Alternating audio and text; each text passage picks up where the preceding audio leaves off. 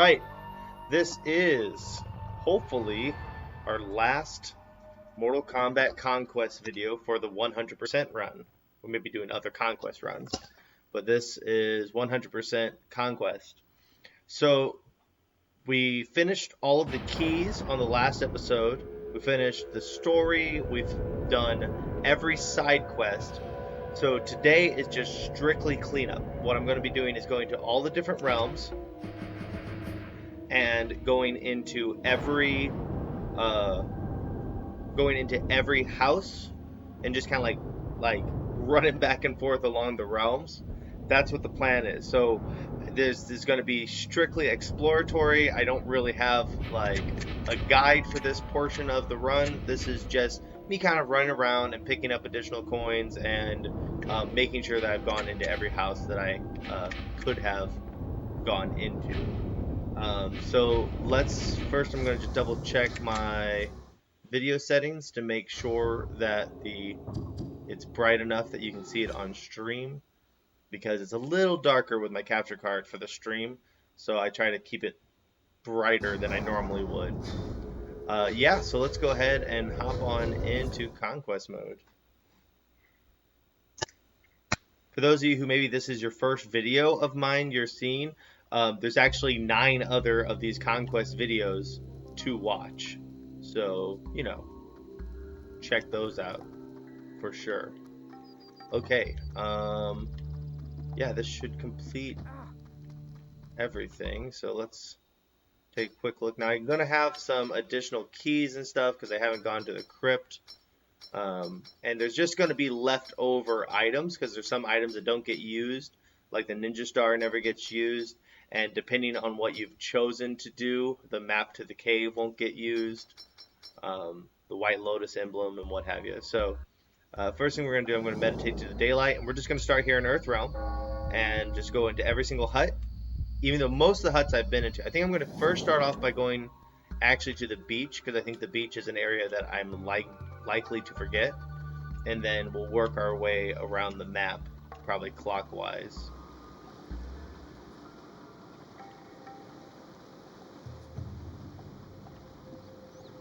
Punch that guy in the face. Good times. So hopefully this video won't be 8 hours long, but I have no idea how long it's going to be. But my plan is to just do every single realm. There's a small chance that if it takes an extra long time, I might break it into 2 sessions. But hopefully this will be the last one. So we're heading straight to the beach first. And we'll just go into each hut. It's pretty simple. That I basically am going to go into every house. And by going into every house, it will cause me to traverse every part of each realm, which will then give me access to any like coins or chests or anything. So it's going to be a pretty cut and dry sort of adventure. I might stop every once in a while and talk to a person just to get some lore. The lore is obviously not required, but the video could be more interesting if I do that. Thank you, sir. Thank you. I am not quite sure what you did, but Fong and his group appear to have stopped harassing our community. On behalf of us all, please accept this humble reward. Thank you. Many thanks for getting Fong and his band to reform their behavior.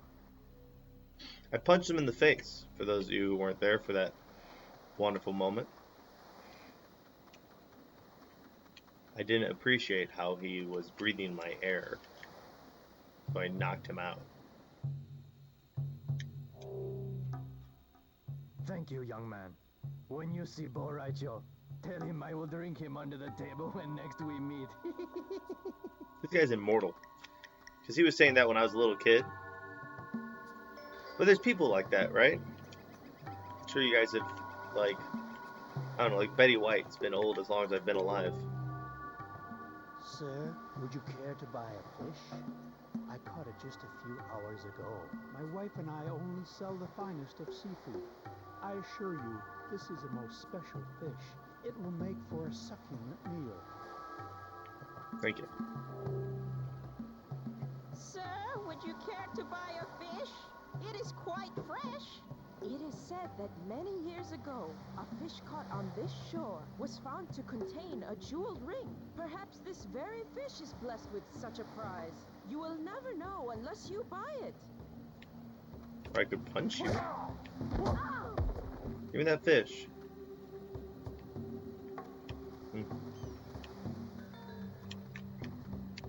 Alright, better pull up the Twitch actually. In case we got anybody watching. I think we already got one robot viewer. Hello, robot viewer. How's it going? As I said in this particular chat, for this particular session, we're just going through and kind of going into every hut to make sure that we've collected any coins or something that we might have missed. So if you have any questions, particularly pertaining to Mortal Kombat lore, I'll be more than happy to answer that. Same thing goes with you, Amanda. If you randomly think of anything, I will be more than happy to answer it. Because otherwise, it's going to be a very quiet stream.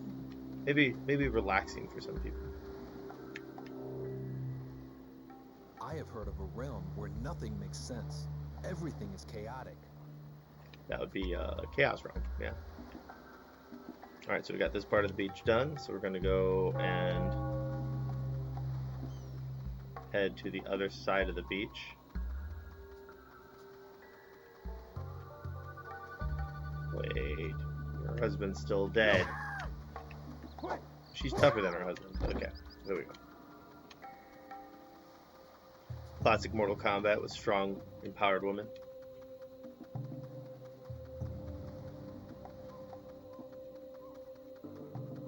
So it's really interesting when you see Mortal Kombat throughout the ages.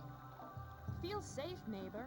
The White Lotus Society was formed to protect Earthrealm from otherworldly threats.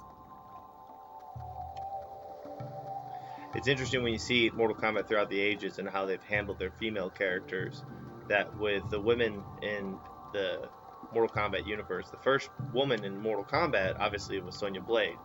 She's strong, and they had her kind of dressed in like a workout outfit, but she wasn't dressed too skimpy.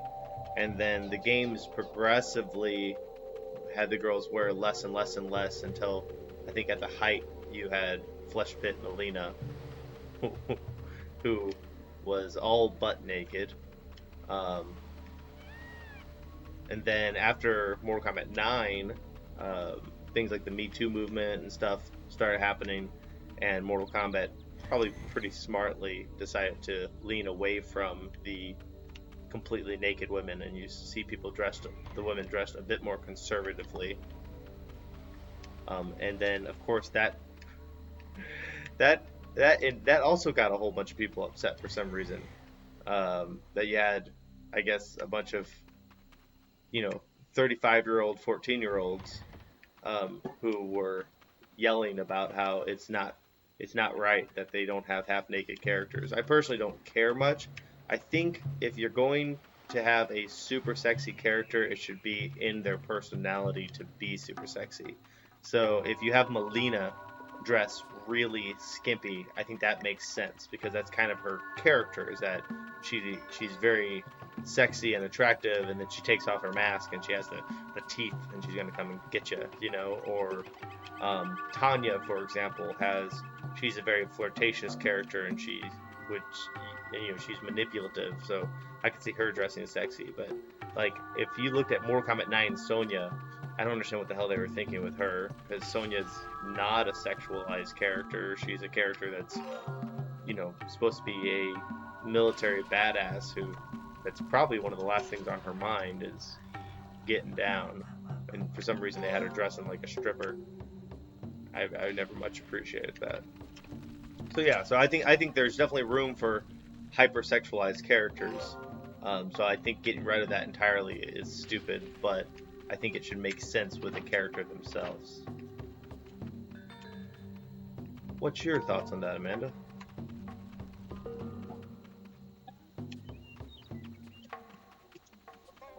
It was silly. It was at a level of silly. Like, yeah, it wasn't even like sexy amounts of negative. It was just like, that's, you're just being silly now.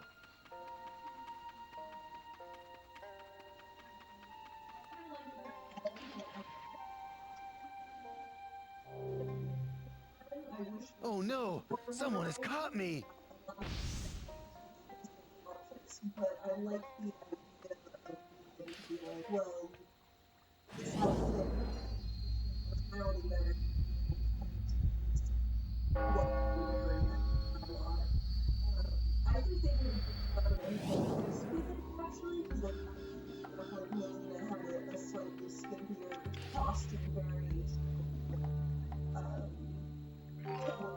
Sonya Blade or Cassie Page, for the most part, didn't have anything. I'm genuinely offended by Sonya Blade being put in like a bikini. It's just not who Sonya Blade is. Now, when Scarlet first got introduced, she was wearing like next to nothing, and now she's really covered head to toe. I mean, like legit, oh, I don't know what the right term is, but like Islamic woman almost. Like she is like completely covered in most of her outfits. So that's, to me, that seems like a weird change in personality, I guess. You know, not necessarily that she needs to be in a bikini like she was. That's true.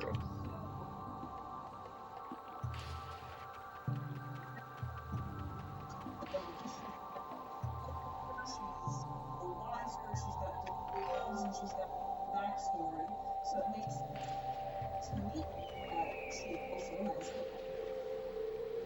that matches it.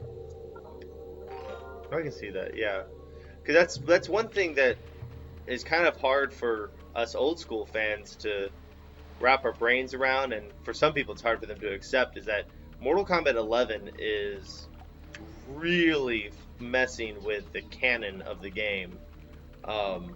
So, you know, for example, the original story for Scarlet, if I'm not mistaken, which I may be, is that she's effectively was like a creation of.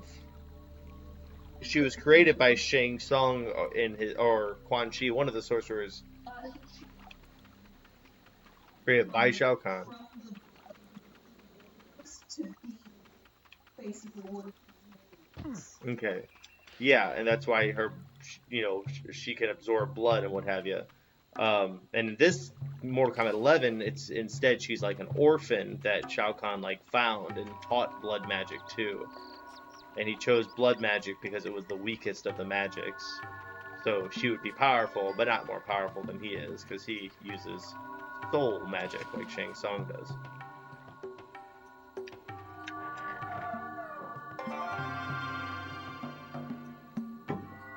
So yeah, there's and then probably the most controversial is the Sindel story change. Dramatic difference in Sindel's story now.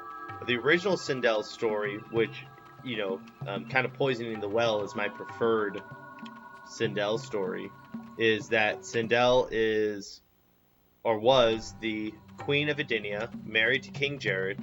Shao Kahn took over Edenia, killed King Jared, and took Sindel as his queen. She could not emotionally handle the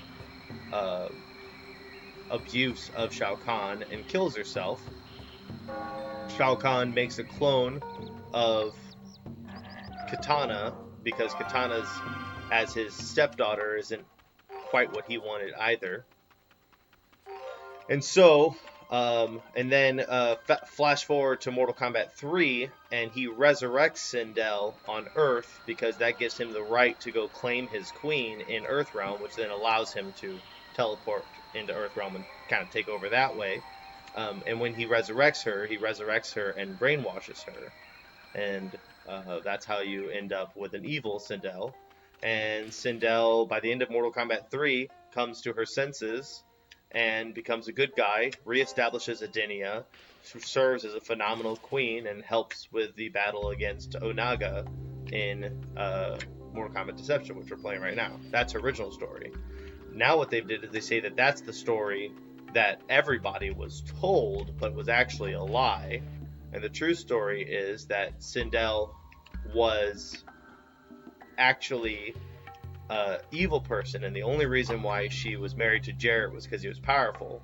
When Shao Kahn shows up, and King Jared is proven to be the weaker of the two men, she kills King Jared to show Shao Kahn that she'd be a perfect queen, and then Quan Chi kills her because he feels that she is distracting Shao Kahn from his duties as emperor. And then the rest of it kind of goes true, where that he resurrects Sindel, but Sindel doesn't need to be brainwashed because she actually was evil. And then we have the Mortal Kombat 11 storyline where she gets resurrected and manipulates everybody so that Shao Kahn can get back in power. So, quite a difference in character between the original Sindel and this one. Do you have a preferred Sindel backstory, Miss Amanda?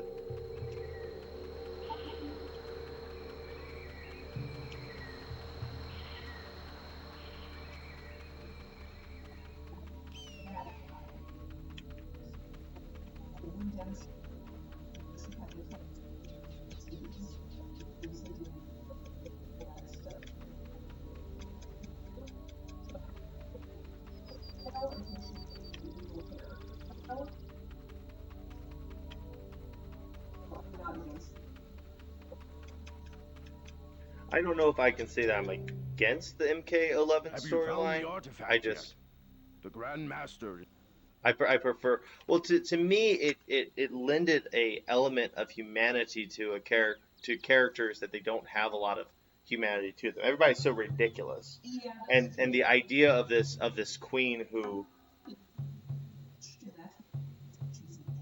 well, for me, her suicide matters a lot. To me, that says a lot about who she is. That she isn't always as strong as she could be, or that she is somebody who could be troubled by her actions. You know what I mean?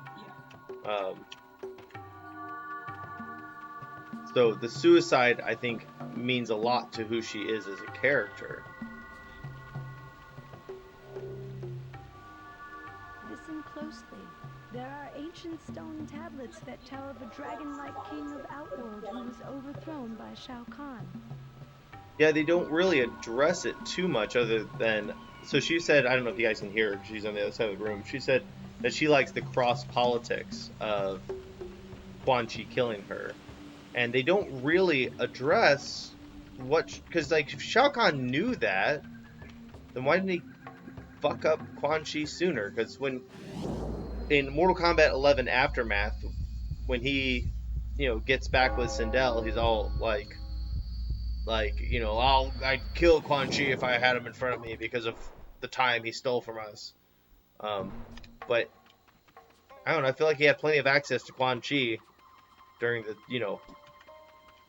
50 some odd years between her death and current situation.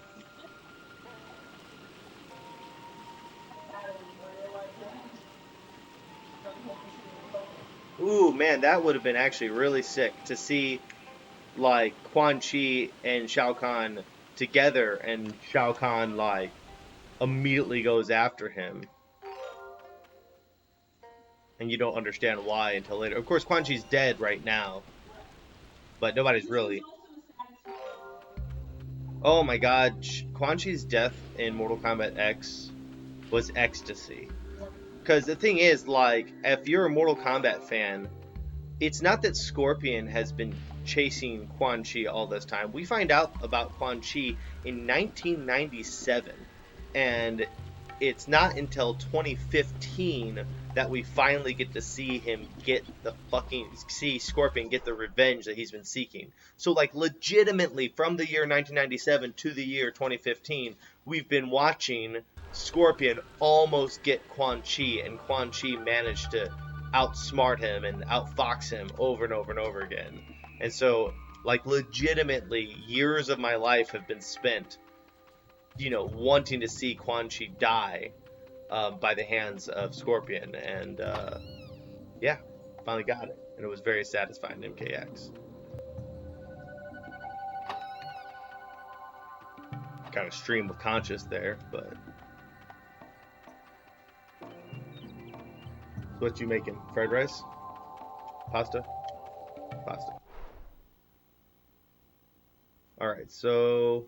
We got all of the houses. I think, let's see, we got the little villages this way. We covered.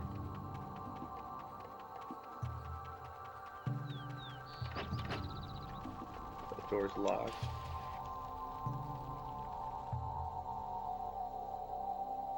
It's interesting that no one else ages in this world. This is just video game logic, but... Also, nobody seems to care that I just knock them out of the way and walk into their house. But maybe I have a reputation. Maybe everyone... Oh my god, maybe the reason why no one's acting up when I push them out of the way and walk in their house is because at this point he has a reputation. He's like a violent samurai that everyone just kind of holds still and just like, you know, don't do anything and it'll go away. Oh, look at this. If you pretend that you've knocked out, he'll leave you alone for a while. Dude. Look at Kenshi over here. He's blind. He doesn't know he's not fighting anybody. No. That's not what they're insinuating there. That's just a fight with Kenshi. But I like the idea of it. Okay, cool. That should be everything. I'm gonna take a little walk through the woods. I can't remember if I did all these houses over here. We should be golden. Alright, so that's all the houses in Earthrealm. Check it off your list, kids.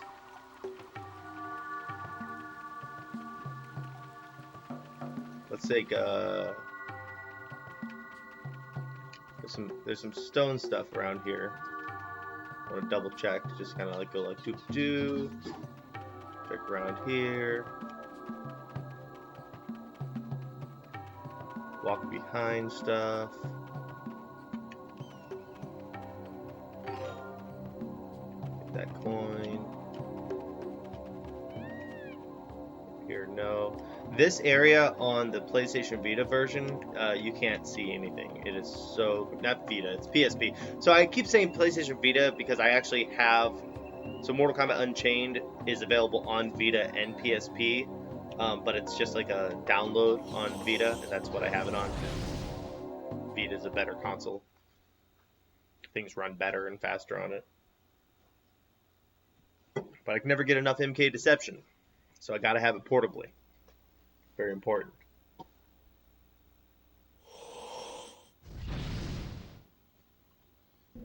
Alright, that's done. Next, my least favorite realm. Although... one of these we actually went through everything. I can't remember which one we went through. Lost my piece of paper. But the nether realm we went through everything? Cooking something. Oh, okay. What? Cooking something special?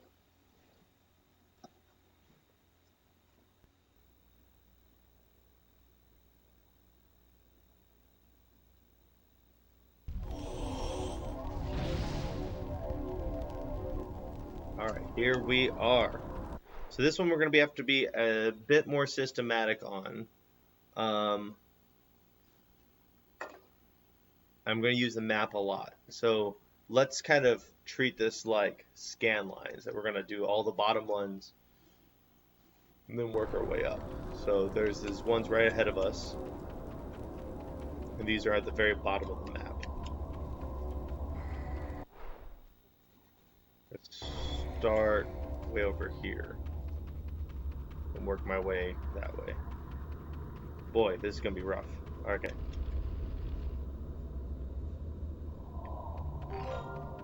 Look at that wonderful chair.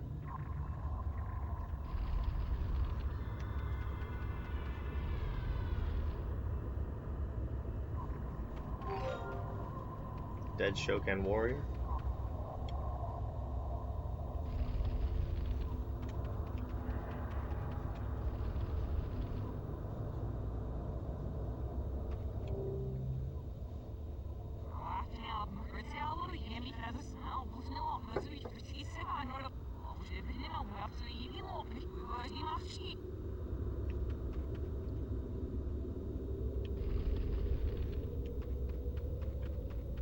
one of the more interesting little details about... Where are we at? Go. Right on the money still. One of the more interesting details about Netherrealm, that there's this village here. So sorcerers actually are weakened by Netherrealm. So if you're a sorcerer, your magic is worse here.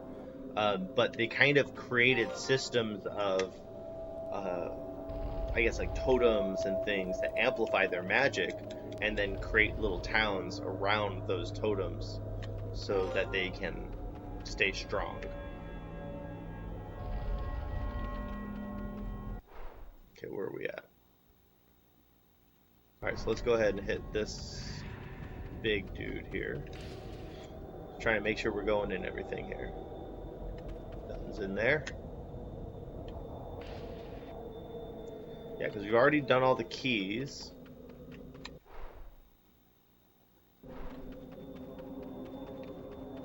So we shouldn't have really anything other than just basic like coins and stuff to pick up. I remember helping these guys out with their meeting.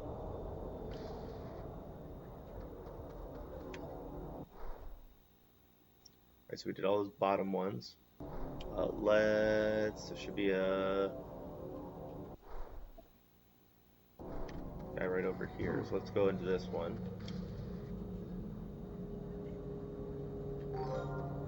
Yeah, oddly enough, I think Chaos Realm is going to be one of the easiest ones to do. Because even though moving from place to place in Chaos Realm is indeed chaotic, we've already been in here. I'm walking in here for no reason, just in case I hadn't been. Yeah, we just spent so little time.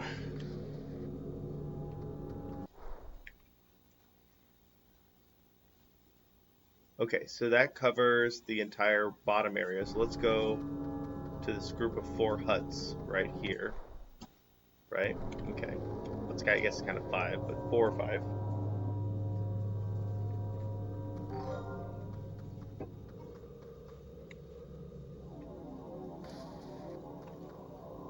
Here's how you make a file that has nothing to do. That's the goal.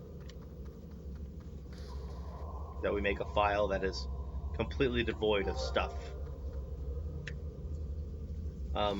I think there's a pretty strong chance that we might miss a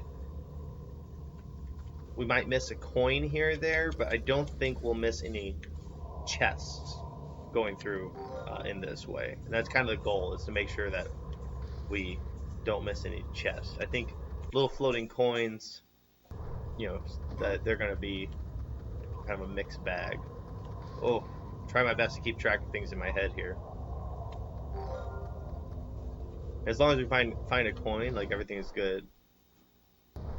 It kind of gives me a sense of that we haven't been there yet.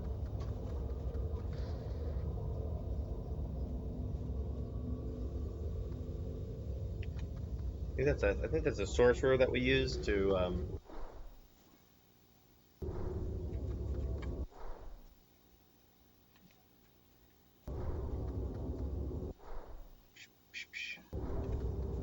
this house over here. This would be an easy part to mess with here. These are actually organized. You could easily take Netherrealm and call it Chaos Realm with how this town is laid out. Not to take anything away from Chaos Realm's chaotic layout, but Netherrealm is pretty disorganized. It's what we call an organic city. See, we live in Indianapolis, and Indianapolis is a planned city. The whole thing looks like a grid. And so whenever I go to another city that kind of grew organically, like St. Louis, the map looks like a kid like drew it with a crayon while on a bumpy road while riding in the back of a truck. And yeah, Netherrealm, definitely. Yeah, for sure. Order Realm would be Indianapolis. And Netherrealm would be St. Louis or Chicago. Maybe Chaos Realm would be Chicago. for your Midwestern cities.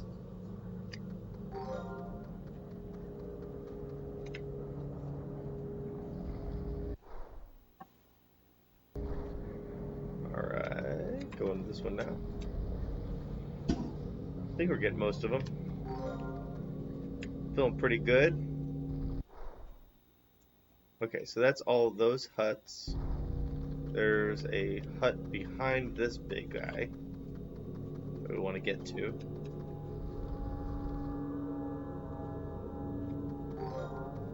Perfect.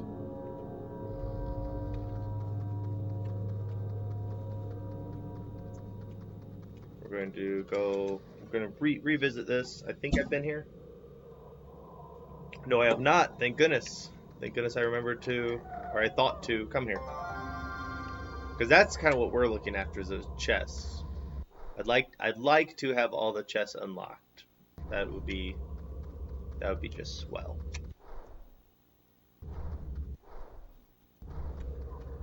Yeah, and for those of you who are watching this, I'm sure my constant swapping to the map is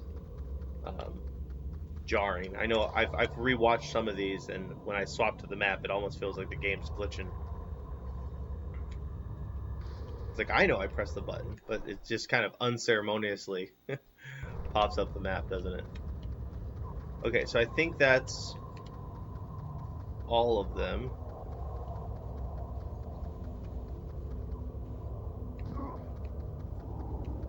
Let's take a quick peek at the map.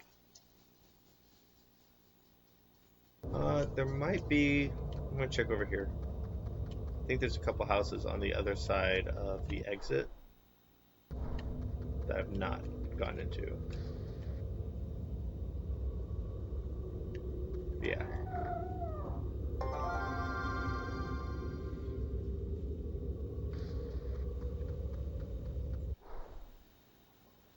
I definitely have gone into that set of houses, but these ones I missed, as we can see.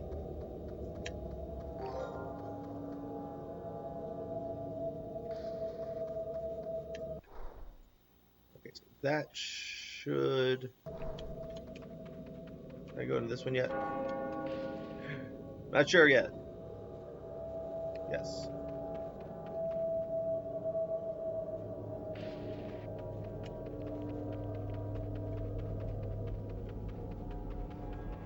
Yeah, it should be everything inside this town.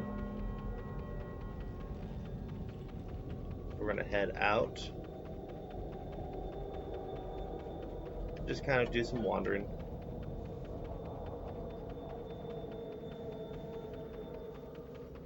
Luckily, the planes of the Netherrealm are a little bit better organized.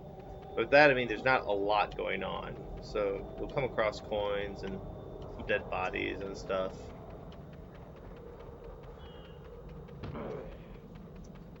For the most part.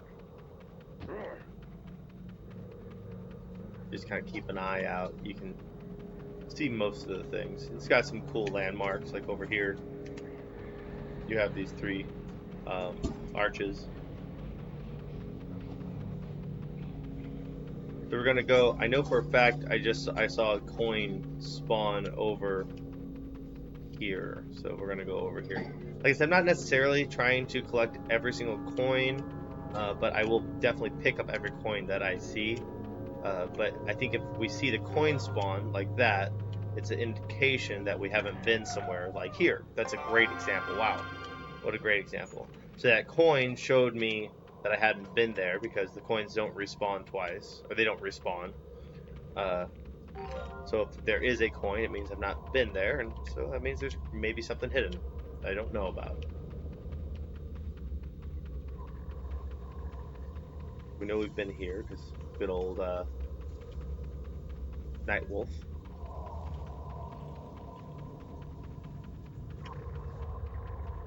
4 a.m. It's a little dark here. Let's go ahead and brighten things up.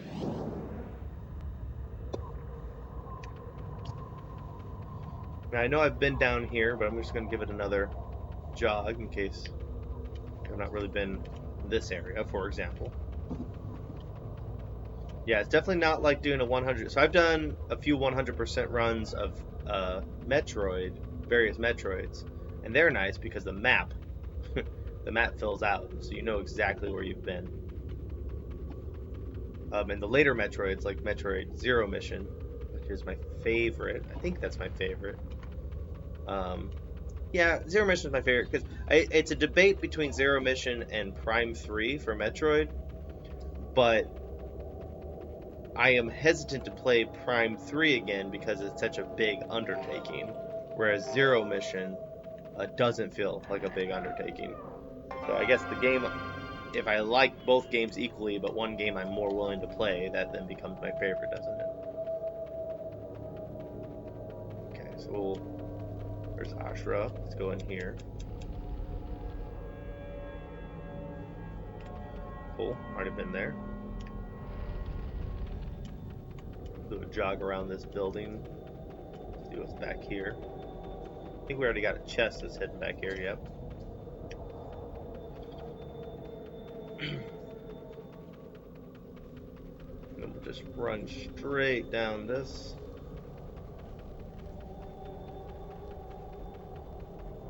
So what'd you end up making, Amanda?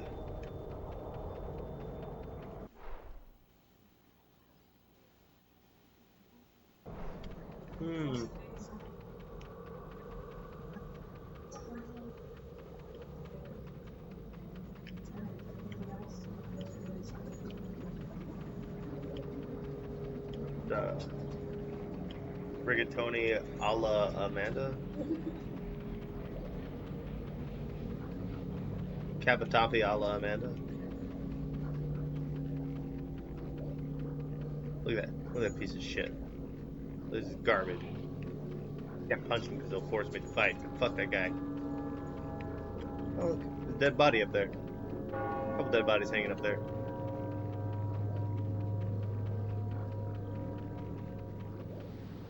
That's where my floating men are. I have spent literally over 20 hours staring in this general direction. Not in-game hours, real world hours.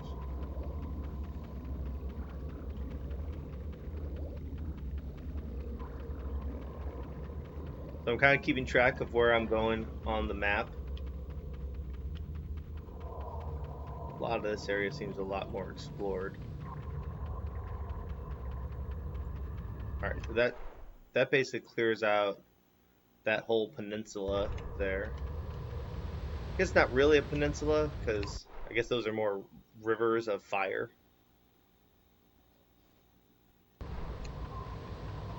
Rivers of lava, rather. Yeah, so we'll go back to that mid area of the map. Kind of crisscross around that.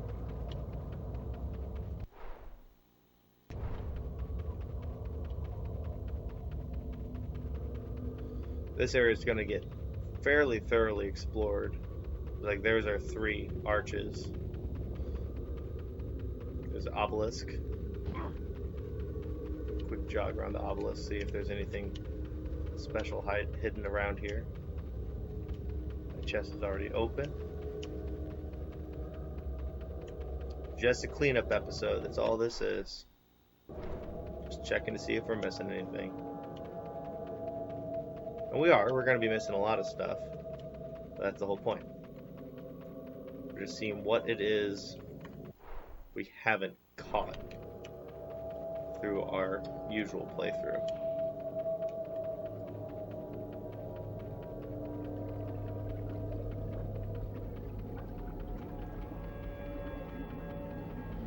Big portal up here.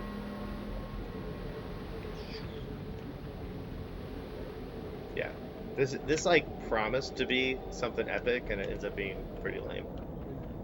Yeah, you get access to this nearing the end of the game, and you come across this, and you're like, holy shit. And then there's 3 warriors standing here, and that's not turned on yet. You fight those 3 warriors. It's out of the top 4 fights, they are everything but the hardest fight in the game. And then you go through, and then it activates the portal, and then you go through the portal, and it's a chest. You're back at the start of NetherRealm, and it's a chest with like 1,000 coins. So a little bit of a letdown. I feel like there's a chance that was intended to be something greater, and they didn't have time. Because something that you'll hear a lot when the developers talk about this time period of Mortal Kombat was there was a lot of pressure on them to finish the game within a certain time limit, and things got left in that they didn't want to have left in. For example, the Deadly Alliance Quan Chi neck stretch fatality, legitimately, they didn't want that in the game. That was there as like a placeholder, as like a ha ha ha. We'll replace that when we come up with a better fatality. And they legit ran out of time and had to ship the game with that shitty fatality in it.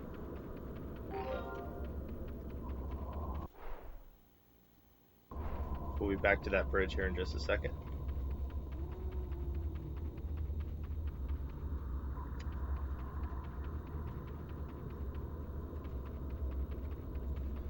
Yeah. Done a pretty good job, looks like, NetherRealm of clearing stuff out. Gotta go get that, but that's on the other side of the bridge. So yeah, things are looking good here. So we got that one last landmass, which isn't exactly small to go through.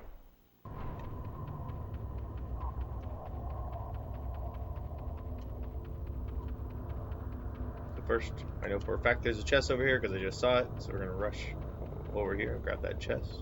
I'm gonna zigzag my way through all this stuff so that I will run into stuff like that.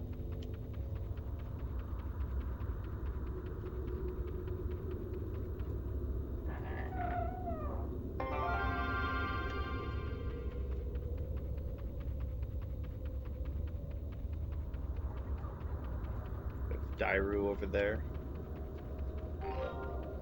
Yeah, I didn't. I watched that video about the most cuddleable, the Mortal Kombat characters that'd be best to cuddle with.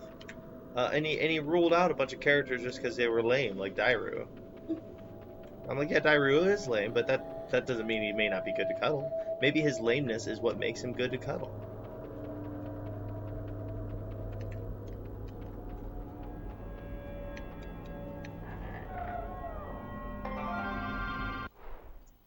Where am I at? Okay.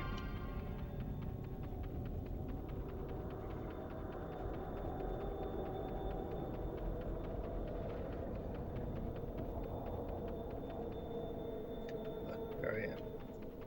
Okay. Let's kind of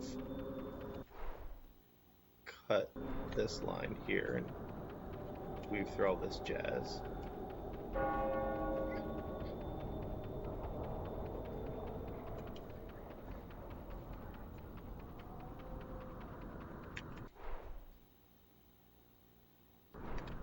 Alright, just give a clean run through this section here, see if anything pops up. I think we're good. I think we're done with NetherRealm now. So we're under an hour and we got 2 realms down. That's good.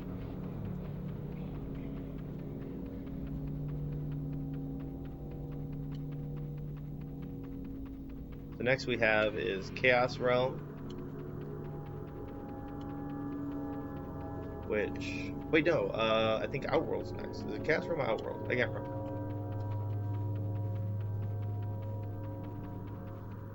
Punch this guy in the face. No. Yes. Oh. Never mind. He punched me. I tried to punch him. He was not having it. Alright, let's see here.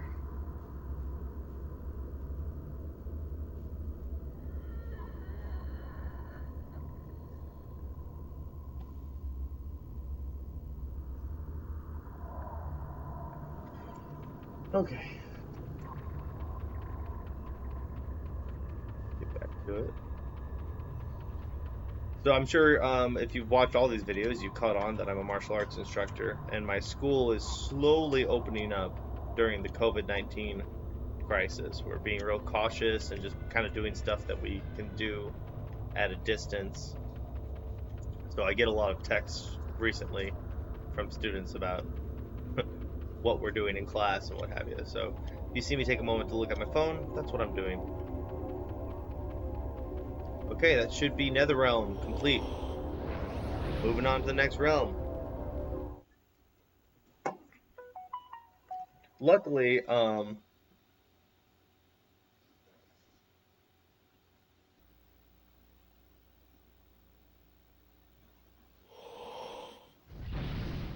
I'd love to answer that, but I'm streaming.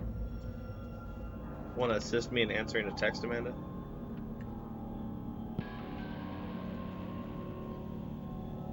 Okay, cool. Alright, so moving on to Chaos Realm.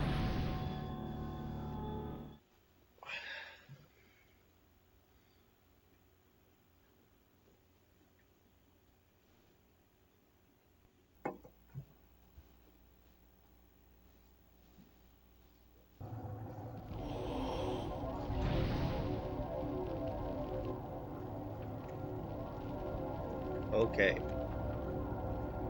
So he's asking what day would be best to for him and Vanessa to do Dungeons and Dragons with me. I'm trying to think about what would actually be the best day.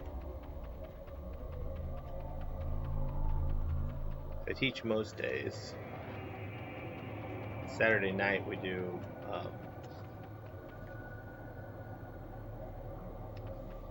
stuff. Wednesday we're doing our normal Dungeons and Dragons. I'm not sure. Ask him what days work best for him. That'll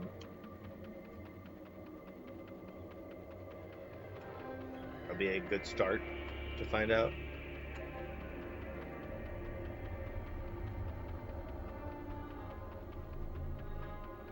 So once again, we're just kind of running around and seeing if a coin or something pops up, because if a coin pops up, it generally means we've not been in that area, which means we should explore the area more thoroughly. You know, man, that's trust what just happened. See how I just handed her my phone without any worries? You can't do that, you're fucking up, bro. Same thing with any ladies watching this.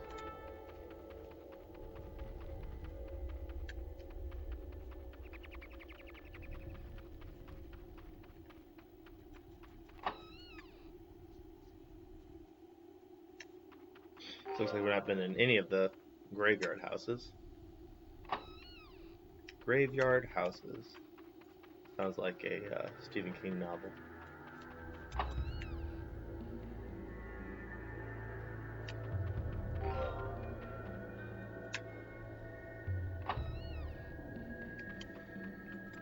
Alright, so it looks like the graveyard's pretty well taken care of. Head over here. I feel like Chaos Realm should be pretty thoroughly checked as well, because just kind of the nature of how it's laid out, you end up exploring quite a bit of it. Not that we aren't missing anything, but I think we're going to have less to get here than anywhere else. Because it's kind of a difficult space. I didn't realize how dark it was on stream, so let's go ahead and make it back to daylight, because this is a dark ass game.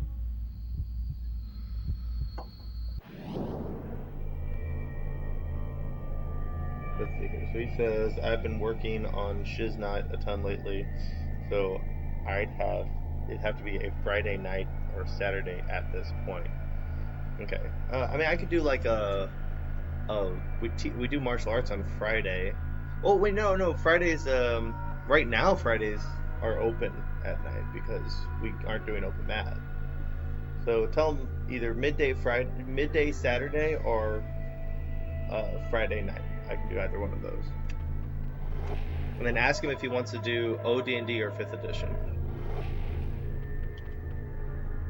Or if it matters to him. If it doesn't matter, I want to do OD&D.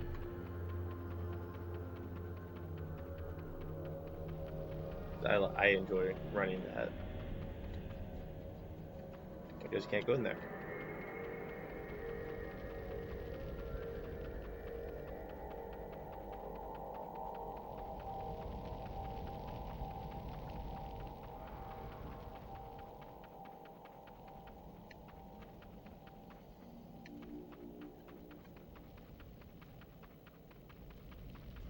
So as you can see, this Chaos Realm always interests me because my inclination is to get upset that like you know, that this like these guys are standing in a straight line, bowing in unison, right? Because that's not chaotic. They should be all out of unison. But then I'm always left with the thought, well, if I make a bunch of rules about how to be chaotic, then I am creating another kind of boundary. So like you cannot be that's something like Bruce Lee used to say about having no style, is that if you become a slave to having no style, you've put yourself in a different form of paralysis. So like if you're so Jeet Kune Do that Jeet Kune Do is the only thing that is the only way, then that's every bit as bad as, you know, the overly orderly aspect of traditional martial arts. So really, you just let these guys be free and do what they want. Chaos Realm is all about freedom.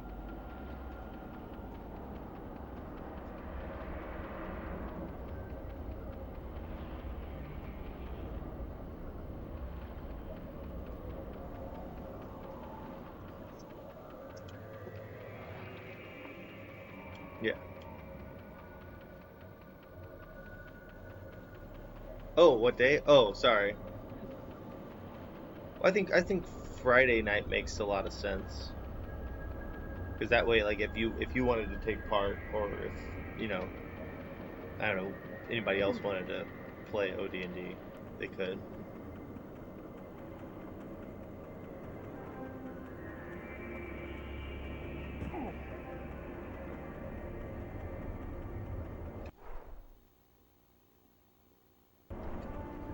Cool, so that place checks out.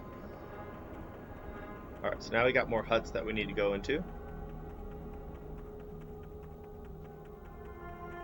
This would be a lot easier because they're kind of lined up, sort of.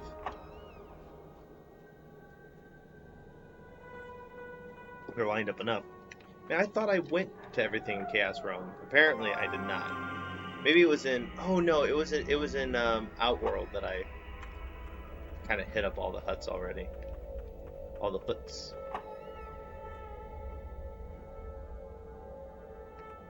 Yeah, Chaos Realm I didn't do anything in because it's Chaos Realm.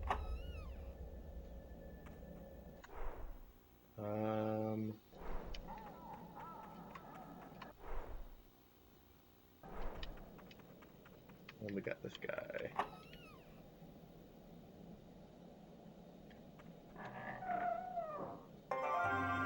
Boy, guys, if you want to get a lot of coins, start going to the houses of Chaos Realm. These guys are rich. That's 1, 2, 3. Then we have these 3 in a row. Yeah, their doors don't necessarily face the same way, but if you look at the map, the houses in this part of town are kind of grouped in 3s.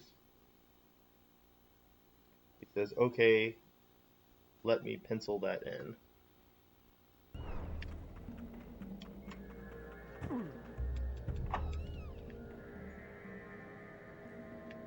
I do like the idea of how they just build the houses facing the direction that they want to face. Let's see here. So this guy's house, when he first walks out in the morning, what does he see? Some rocks. He likes to come outside. He sees us. Yeah, this guy, he comes out and he sees his neighbors. So he's more into keeping on his neighbors. Also, it's incredible how no matter what realm you go to, the houses are just like devoid of stuff. That they might have a chair or a single table.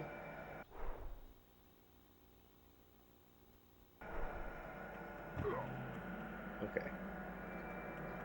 So then we got those 3 up there, those 3 down here, and so now we have a little group of 3 over here.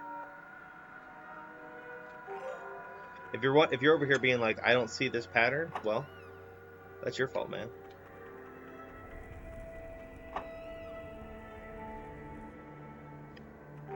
Because they group very nicely.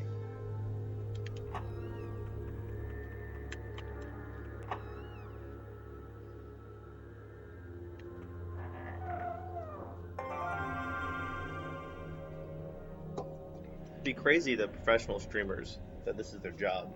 I'm doing this because there's something wrong with me. Okay, so we'll do the maze last.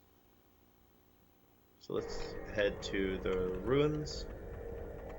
First, we gotta punch him in the balls. Oh, my balls! Perfect.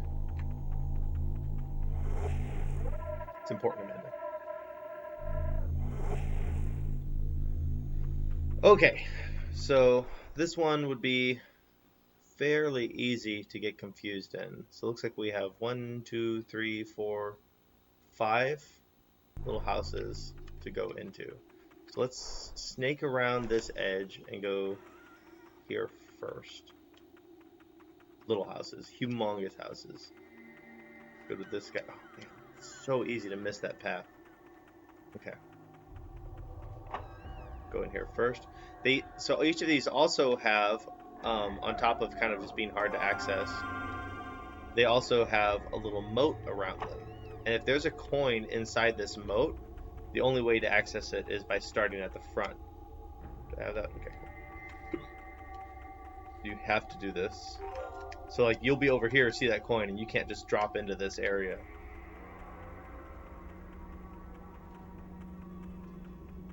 Once again, used to drive me nuts. Okay, so that's the one that's off the path here.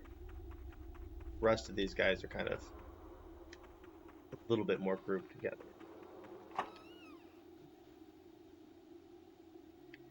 Some semblance of order. Actually, now I think about it, I have no idea what the lore is behind the ruins here. They're clearly a bit more organized than what we usually see in this realm. Okay, so then we're going to have two places here. So we'll head up this guy first. So perhaps there's like a story that like there was once a group that tried to establish order and the chaotic people overthrew them and formed chaos.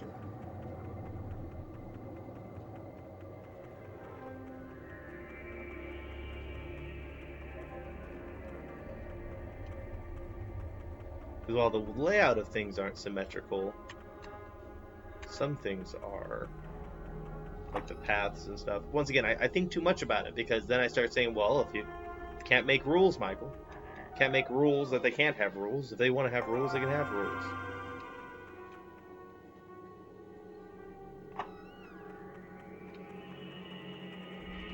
It's actually kind of zen, but not. Alright, so we got one more of these upside down pyramids to go to. That's this guy way over here, right? Yes.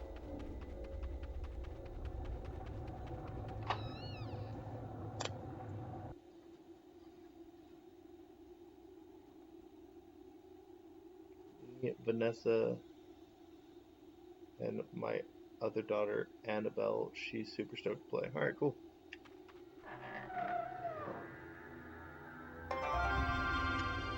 How old is Annabelle? Is she old enough to understand D&D? Either way, I'll run them through something. Oh, it's way up there. Alright, that's way too dark. Let's go ahead and get it back to bright.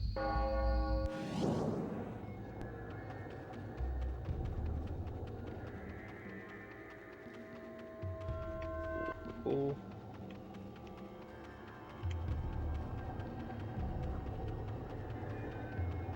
One of my favorite features in all the game, just whatever the hell this thing is. No explanation. It's just there.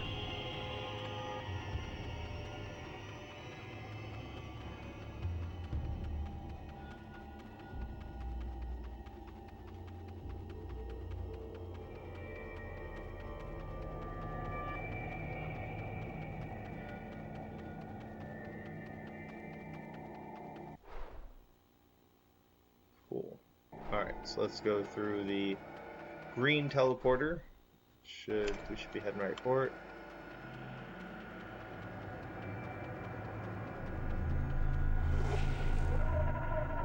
Yeah, I guess tomorrow is Friday, isn't it?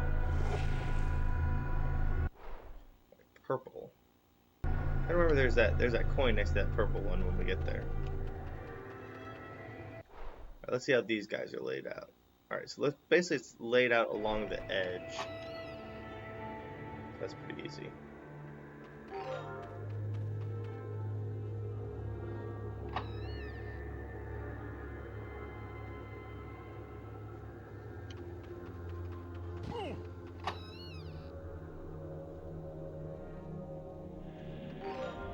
Hey, could you shoot him a text and ask him how old the other girl is? I mean, I'm down with running a youngster through it, but I gotta think about that when I put together a little session for him.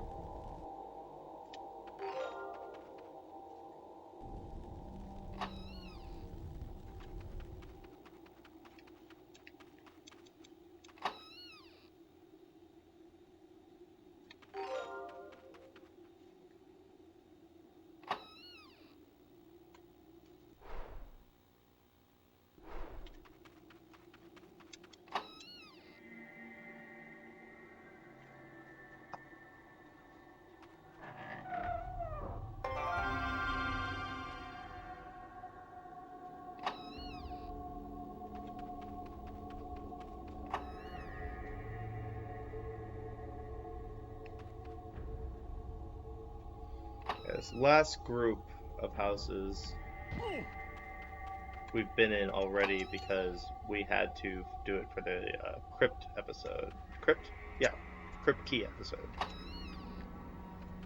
Appreciate you doing that text for me, Amanda.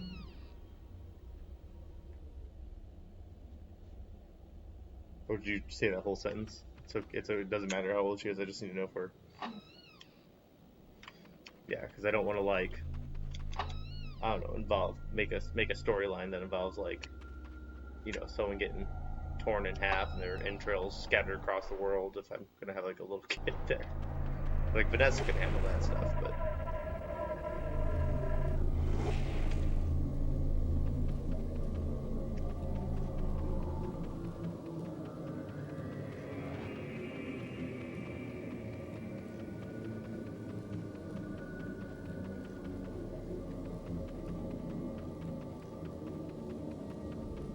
I'm gonna have to ask him another question when he answers. I'll wait for his answer though. So I want to know if they're looking for just a one sit down session or if they're wanting to do something that's gonna last, you know, a couple weeks.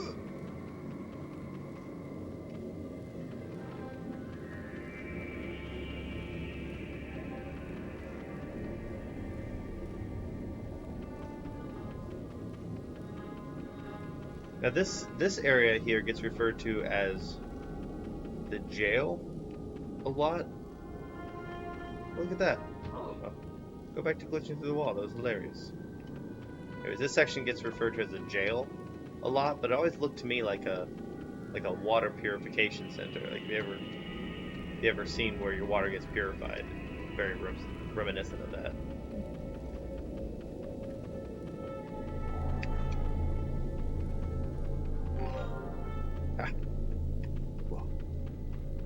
Whoa. That's crazy. It goes down here. We can't do anything over here.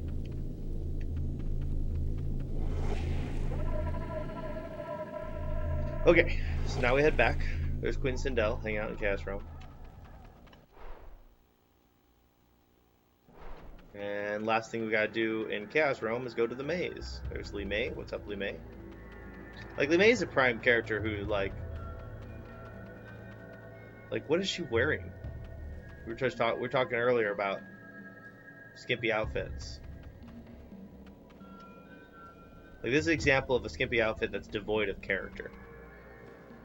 Like, there's no real reason for her to be wearing something that's skimpy. Like I said, I am super down. I'm super down with characters dressing inappropriately. But for me, it has to fit their character. And if Li Mei's character, her storyline is that she is supposed to be, she is part of a, she lives in a town that has been taken over by the Deadly Alliance, and she's fighting against that. What the hell? Why would she dress in a bikini? if that were to be the case.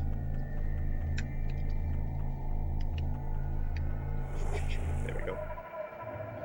Alright, got that one coin right here. Keeps on teasing us. Not any more coin. Right, this is another area that I feel like we've fairly thoroughly explored.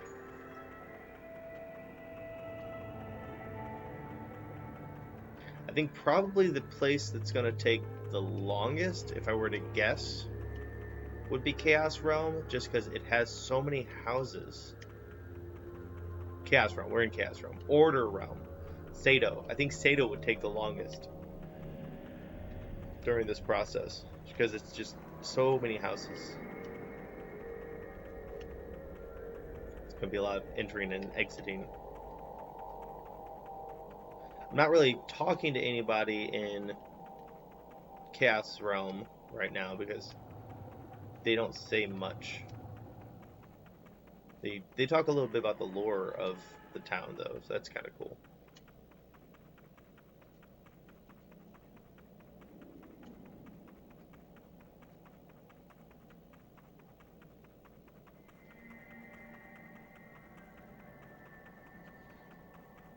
It's not the most mazy maze.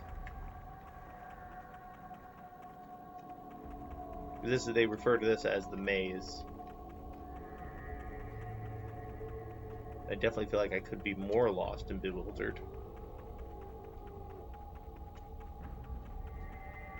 It'd be really interesting if they had a more complicated maze here, and they would have like somebody who wanders through it, and they've been stuck there for ages.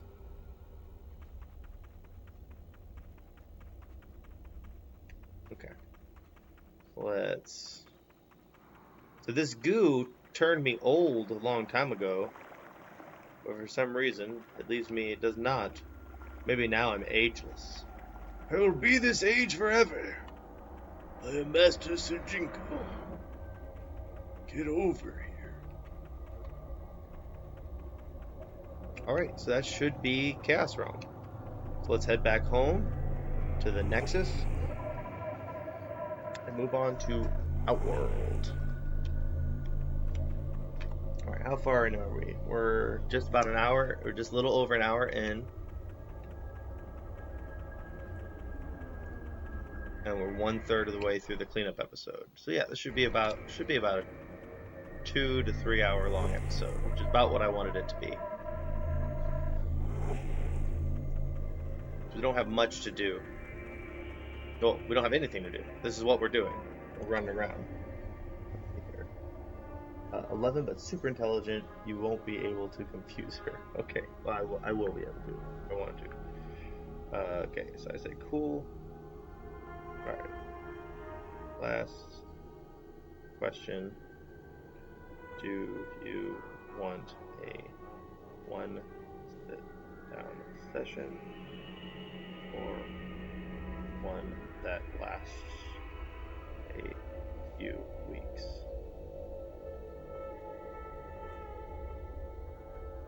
Okay. Because if they're asking me just to do a quick sit-down session, that's something I can throw together pretty easily. Very excited to run another campaign. Right now, my wife has been running our 5th edition campaign, and she does a great job at it. But all of us, when we do campaigns, we're several months long. So I kind of miss being a dungeon master. I've also never been a dungeon master for anybody but adults, so that should be fun to see how the kids do it differently. I guess Vanessa's a teenager.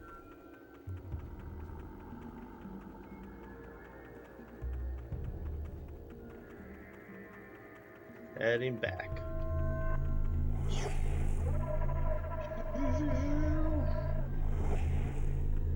That's the sound it makes when I teleport. Alright, here we go.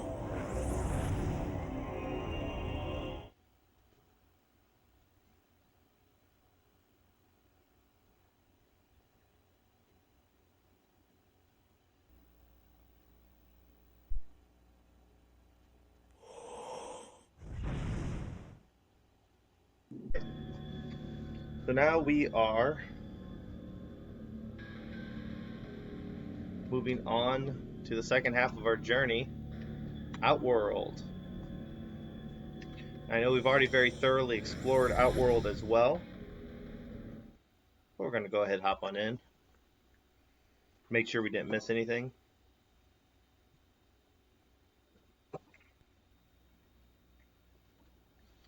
The interesting thing is I've not really seen a unified guide for Conquest. I mean, obviously this is not the single most popular game ever made. But there are, for example, getting all of the outfits and unlockables and side quests, I actually had to pull together a few different resources because no one resource had everything in it. Okay, so we're going to start off by going just around this loop here. Let me see if I make my hand do it. Yeah, so around this loop here. I'm mirrored, so I have to think differently to point to things. And kind of clean that out. And then we'll just go all along the outer edges of the map and then go through the middle, I think is the best way to handle this. And I'm pretty sure we've gone into every single hut, but I guess we're going to do it again, just in case I didn't. But this should be a part of the world that... This should be a realm that we're pretty much already done with. But if I find anything, it will be a good thing. Maybe we might talk to a couple people along the way, get some lore going.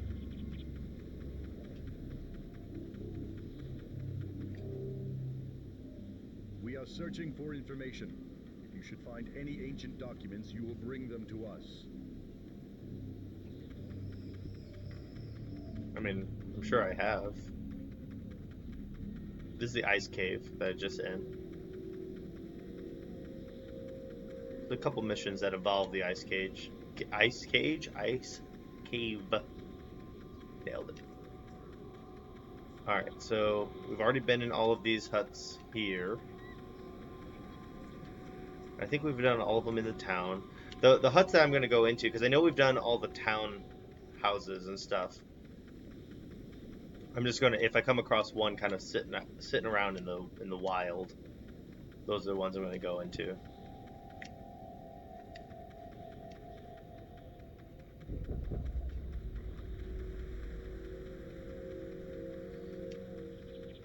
Where you can find one of Sujinko's special moves, which of course we already have unlocked.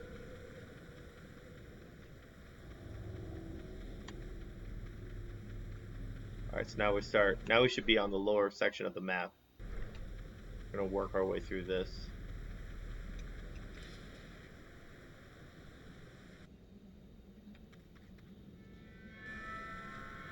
Yeah, I have a I'm very confident that we've already been to every house in this area.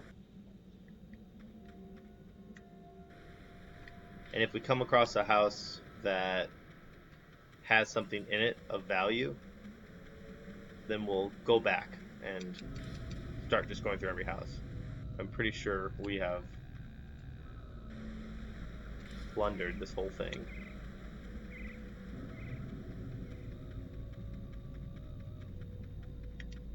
Giving a quick jog around this mountain.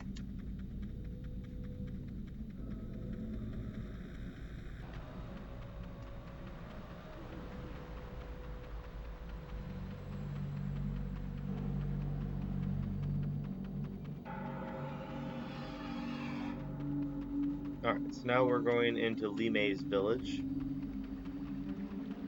We've already gone into every one of these huts and houses.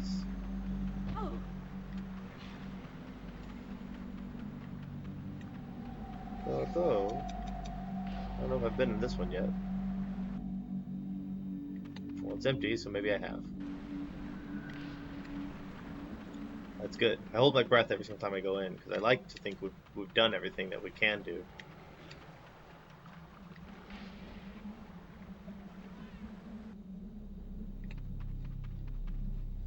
That's the idea, though. Get 100%. That right there, that little coin. Like I said, those coins, they don't really matter to me, but like they kind of do. I'm still going to pick up everyone that I see. But the goal is to effectively make a file that you could run around as much as you wanted and you'd never find anything to do. Oh man, I didn't even notice that we got a whole bunch of people yapping it over here. Let's see here. Why is Sonya Blade, Johnny Cage, Jax Frost, and Katana not in this game?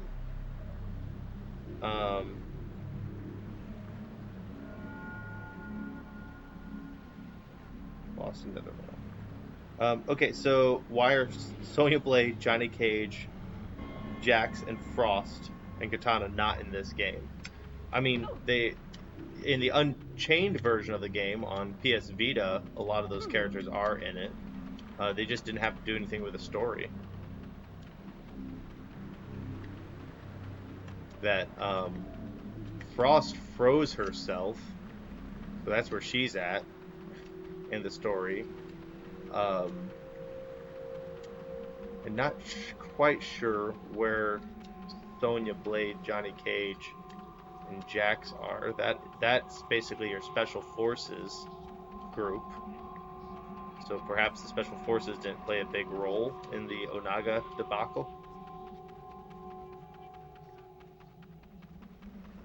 I didn't even notice that we had a. I don't know who this other spam bot coming in here saying I want to be famous is, but that's dumb. Why would I want to buy followers? I don't care about that. Alright, so now we're heading north.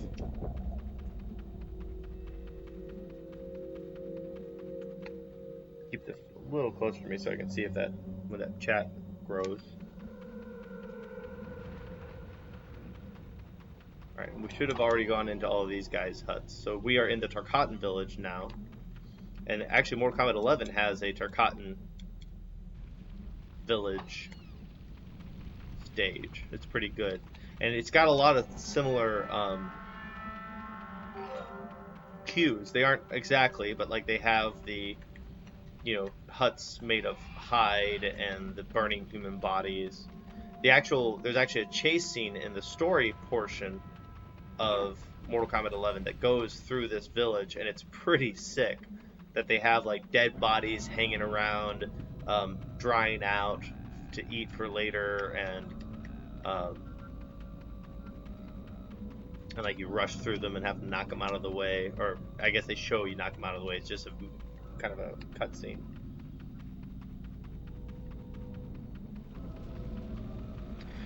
But let's see here. Katana, Frost, Jax is Sonya. I don't think Sonya's. Sonya might be in the Unchained version. I don't think she is though. There's Scorpion hanging out there. Hey Scorpion, what's up? So where we see coins, we need to do some thorough exploration because it means we have not really been there yet. So let's really dive deep into this area. For sure, we haven't hung out here a lot, so I'm just gonna kind of zigzag around here. Got Melina.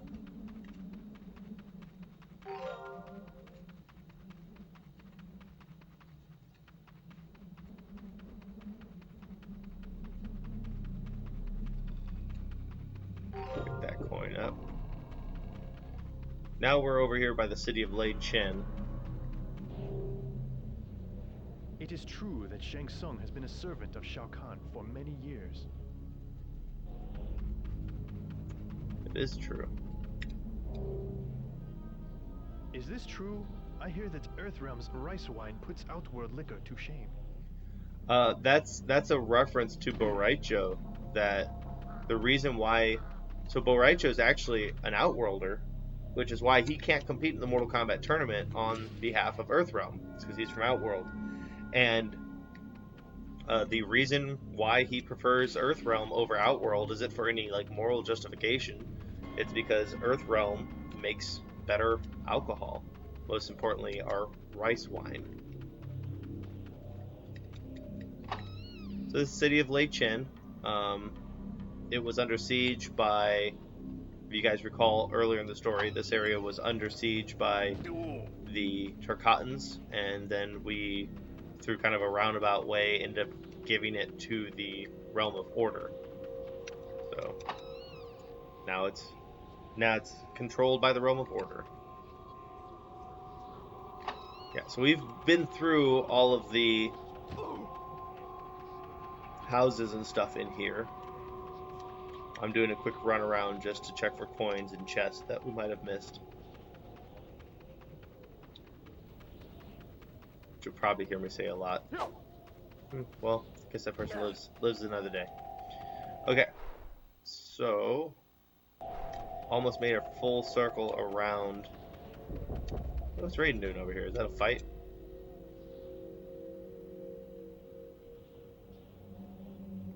Nah.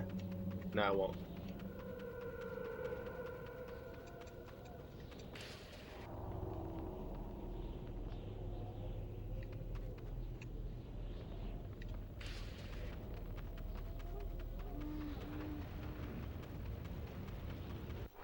Okay. So now what we're going to do, we're going to cut straight down, and we'll do a path probably along the west side of the living forest, and then come up through the east side of the living forest.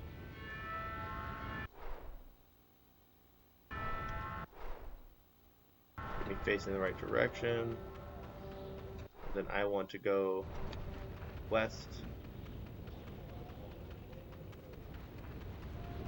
Then we want to kind of scramble through this portion of the living forest. Yeah, they actually put some lore to the fact that right now these faces don't move or talk like Mortal Kombat 2. They created a kind of insinuation or story that as the trees get older, they become more animated. So when they're young, they don't show anything, and then as they get a little older, they develop these faces. Okay, I want to go to this side.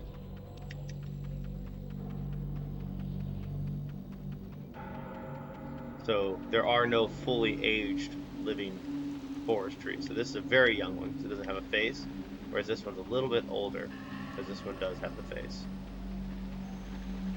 It is so hard to even express how wild your imagination would get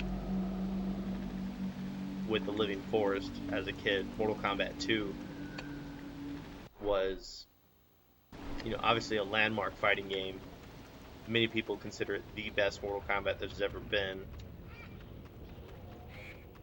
And the living forest, really got you thinking. Shao Kahn has ordered us to seize the city of Lake Shan if the Overlord does not surrender himself to us. Well, that didn't happen. Alright, that's it. So that's going to be Outworld complete 100%. Let's move on to Order Realm, Realm of Sato.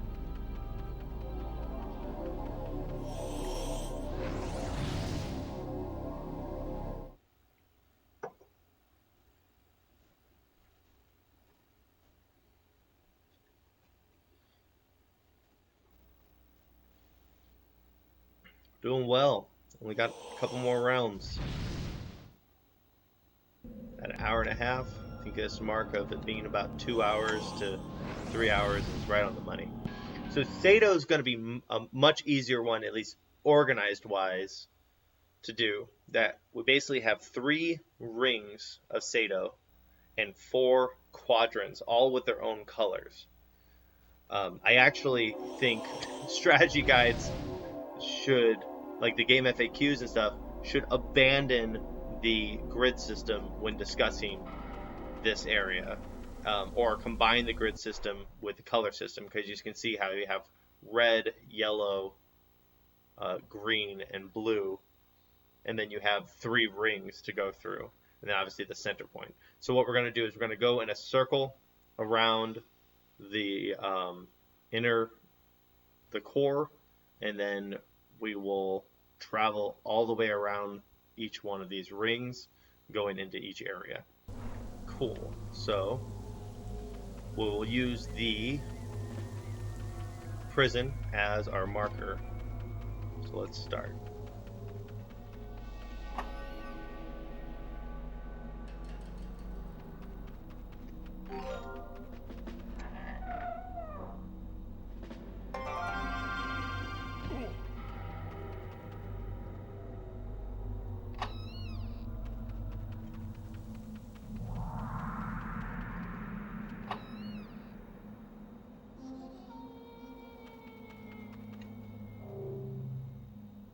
We Satan guardsmen train for many years to prepare ourselves for any disturbance.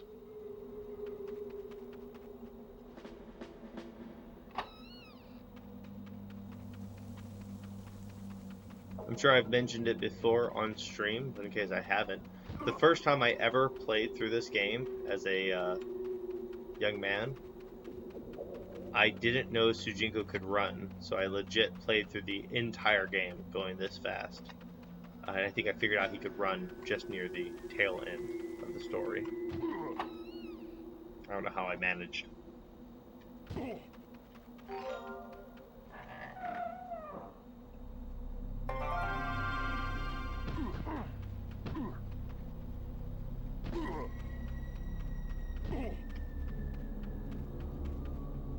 Sorry, I'm having fun bumping into these guys.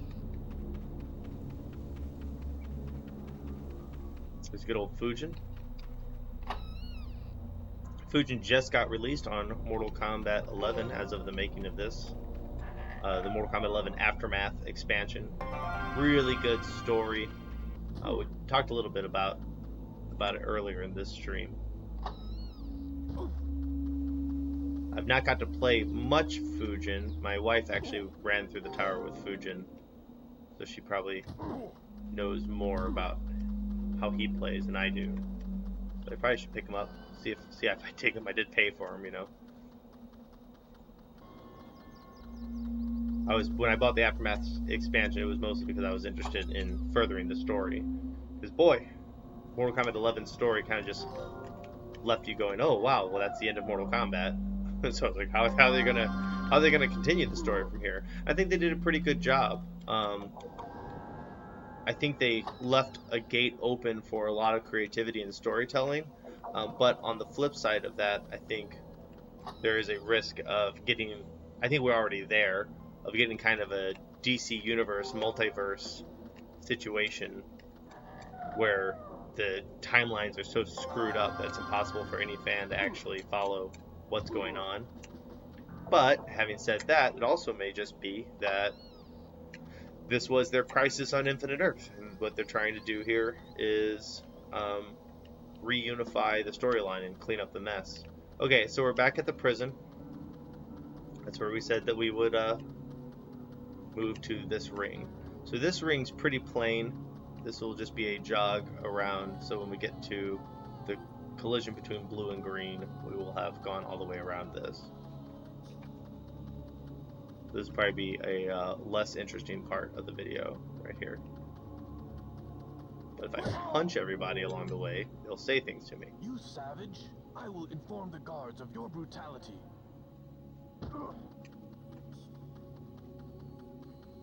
That's Cabal. I don't want to punch him. He'll punch me back, or I'll have to fight him.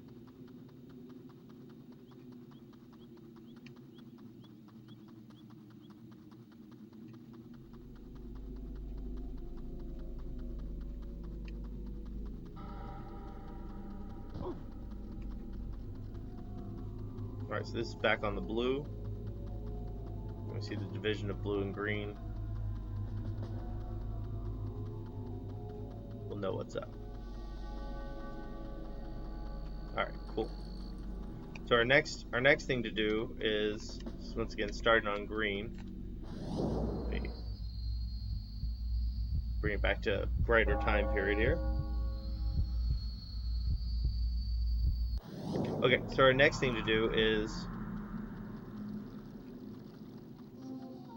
to check all the parks as we go through here.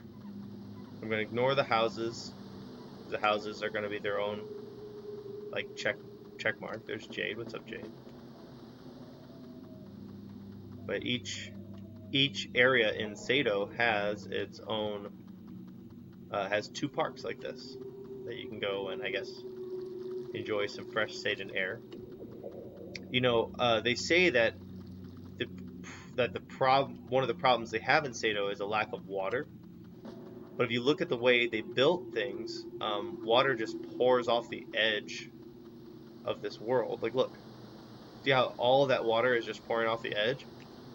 And so it's kind of funny that if they just developed some sort of system for containing that water, they wouldn't have water issues. And you think they would because of order.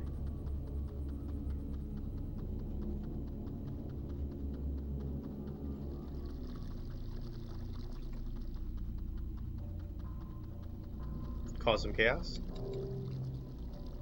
It is the end of order? Ah!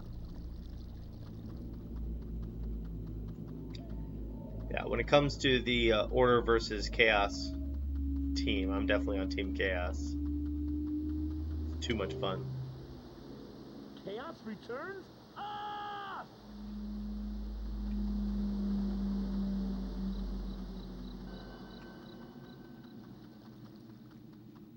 Oopsie. Boom. Grab that.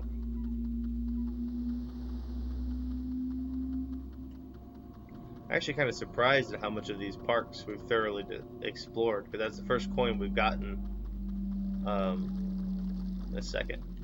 Okay, so we're back on blue, so that's good. Means we worked our way all the way around.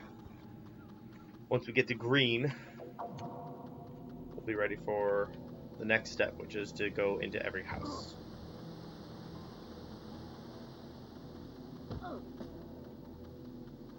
There's my old man with his boxes.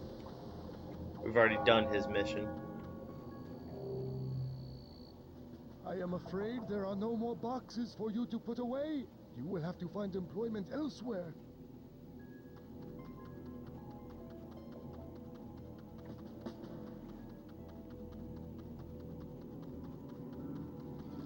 Alright. Now we're going to take that exact same circle, but we're going to go into all the houses. And of course, we need to make sure we just kind of like peek around here. So let's see how many houses are in each one of these. We got 4 houses per color. Is that what I'm seeing?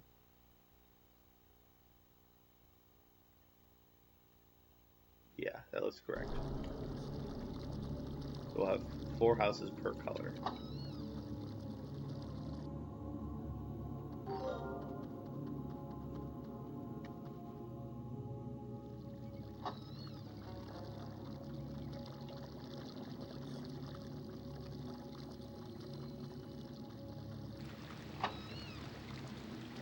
Ooh, Jade's joining us in the house.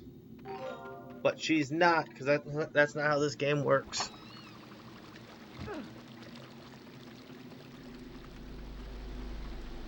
And as we travel through each one, I gotta keep our eyes open for coins and chests and things.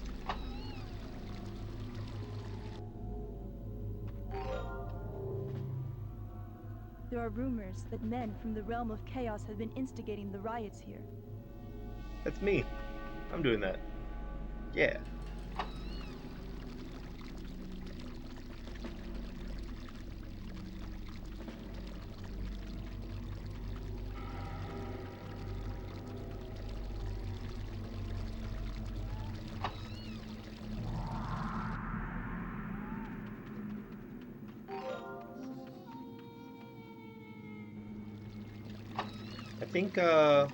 I think Edinia will probably be fairly similar in how easy it is to do like a cleanup on it.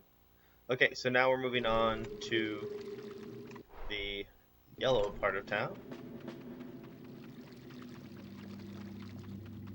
And same thing, we got 4 houses in the yellow part of town. Talk to a random person. This part of town is so clean and beautiful. Everything is so perfect. But there's blood on the floor. You sap. There's blood. There's dead bodies! What the fuck, dude? This place is a wreck. He doesn't know what he's talking about. It's disgusting here.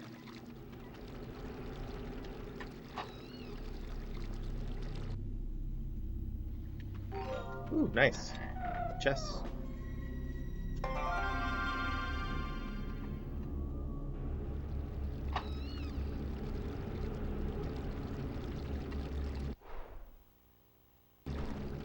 want to make sure I was heading in the right direction. Alright, we'll go ahead and open up each one in the yellow part of town. Looks like I've already been here.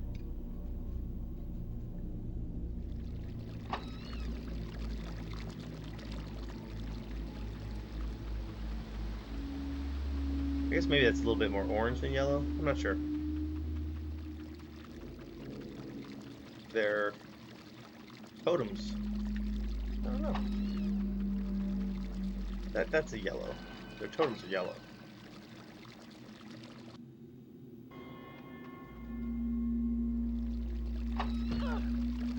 Pardon me, he says, so kindly and gently.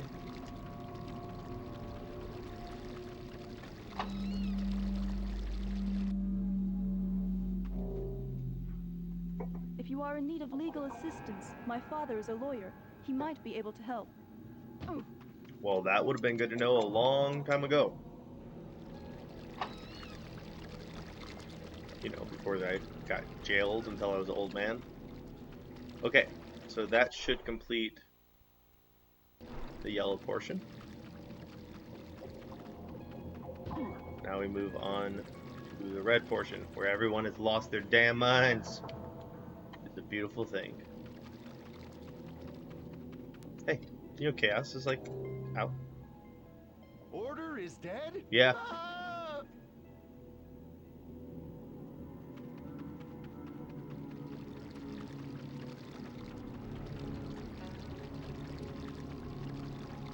Well, even at night, these guys are running around. His order is dead.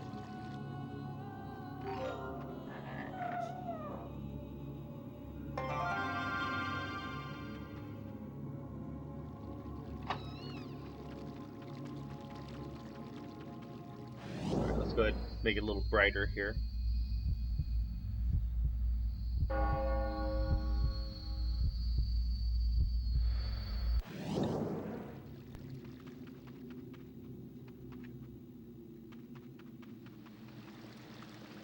Ermac? That just a random person. It is Ermac. Nope. Not looking to fight you, Ermac.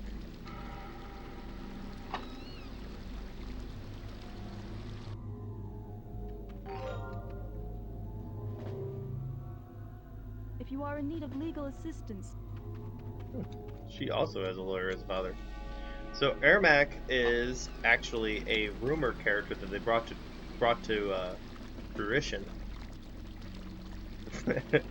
That they kind of have a habit in the Mortal Kombat universe or the Mortal Kombat development team, of taking rumors that the fans have and turning them into real things later on.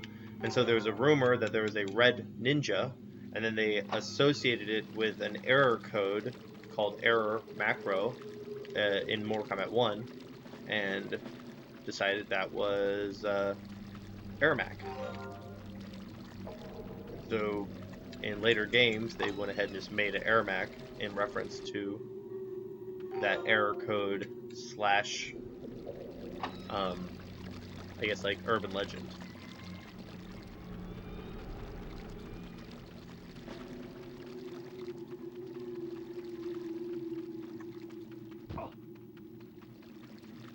Alright, blue section's our last section. There's Li Mei again. Hey, Li Mei.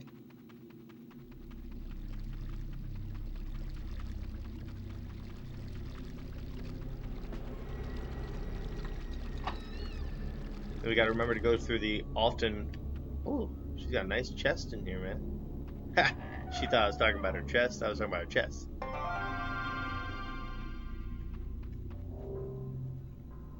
There are rumors that men from the realm of... So you can see a lot of characters will say the same stuff. But either way, I mean, for it being... I am amazed. I mean, how many hours is this series. You know, I mean, we were on episode 10, and each one is at least 2 hours. And this is not even the main game for Mortal Kombat Deception. This is a side mode in Mortal Kombat Deception. This is one of the best, most wonderful discs you can buy for any fighting game, I think. Still heading in this direction, in the right direction. An eye out for coins and stuff as they pop up. So this is 2 more houses. We got this one and one more. Then we'll be back in the green section. Yeah, this is Order Realm's definitely the one that I'm going to be walking away from with the most confidence that we have seen everything there is to see.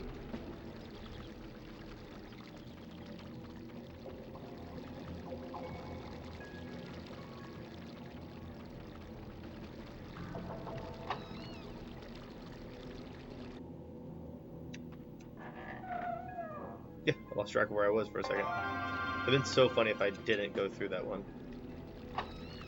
Okay. So that is all of that. So now we're going to make our way to the outer ring. We have 2 journeys to make on the outer ring. We have a straight run, so we're starting at green. Then we have the run where we go down every one of these paths. So we're going to do that. Ooh, it's going to take us the wrong way. Okay. So that will end us there. We got to remember that last loop. This one we run down, run to nothing, come back.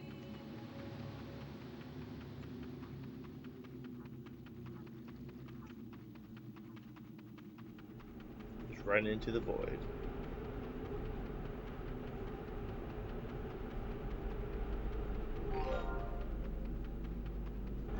Yes. I love that us taking this journey was rewarded. That there's this thing way off in this part of the map. That's another kind of game development thing that I really respect. That I feel like a lot of video game developers would prefer just to, I guess, create a sense of satisfaction by having DLC and microtransactions and stuff. Like these older games, because there's like, oh, you decided to run to this random part of the map? Here's the thing.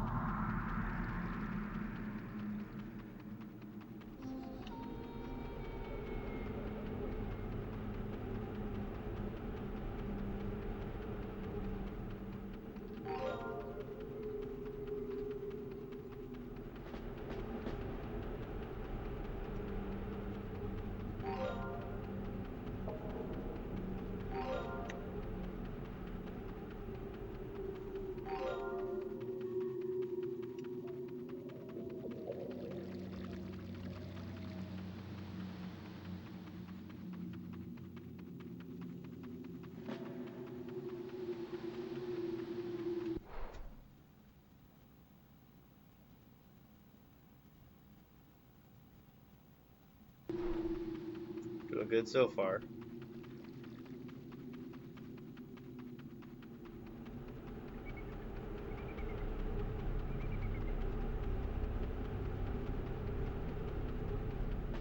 To unlock that chest already. Oh, we'll run up here just in case.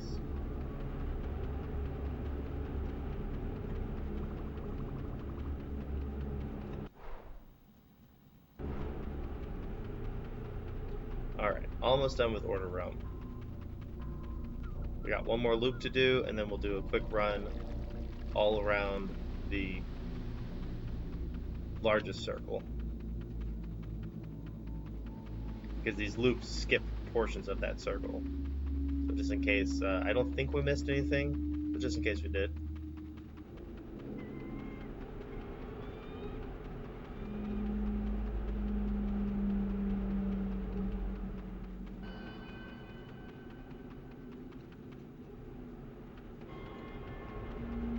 Cool looking sky. It's very pretty.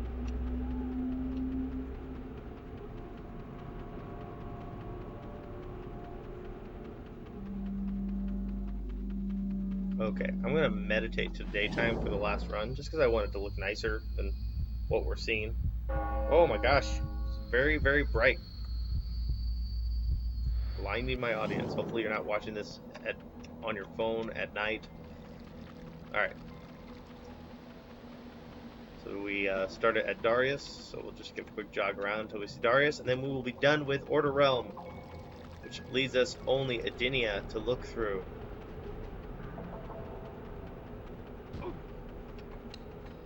There's Kenshi we just bumped into.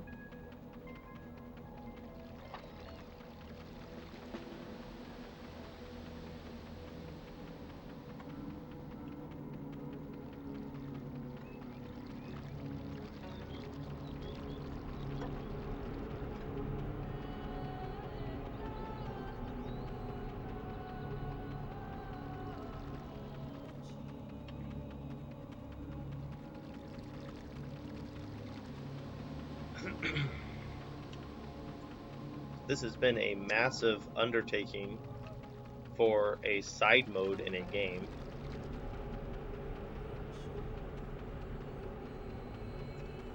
As I make this victory lap around here, I kind of finding myself contemplating the entire journey. I've played through Conquest more times than I can remember.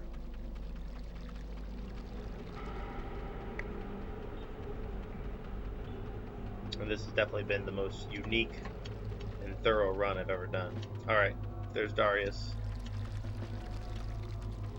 So let's head to Edenia and close this chapter out. Let's see here, we're just about at an hour. Edenia shouldn't take us more than a half an hour, I would presume.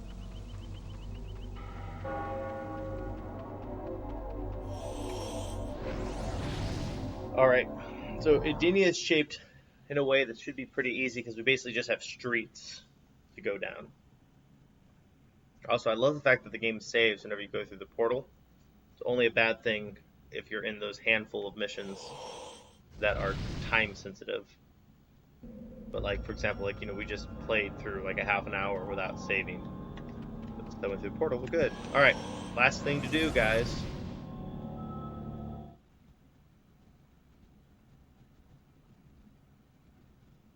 Then we will be at 100%.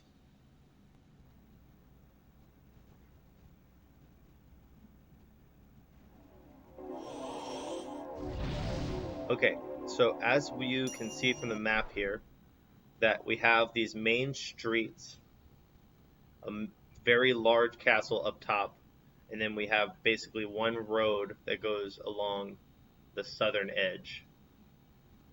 So that's pretty easy as far as searching through stuff, and then we can kind of run through some of the trees and everything. And we'll do that as we get there. So let's just start off by clearing out every one of these roads. So I'll just go down here, and if I see a thing, I'll head towards it, and then of course all the houses we'll go into.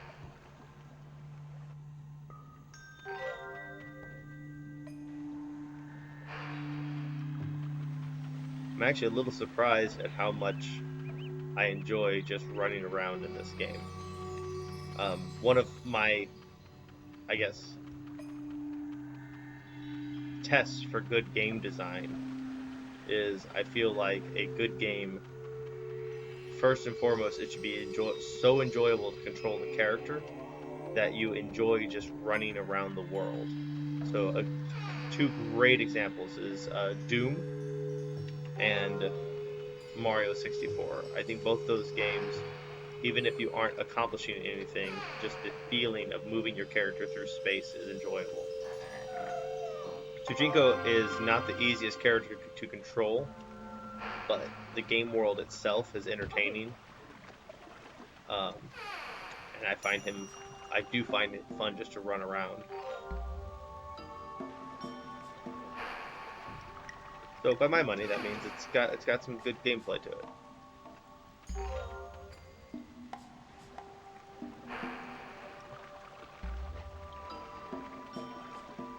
Don't need to go there yet. We're gonna just clear out these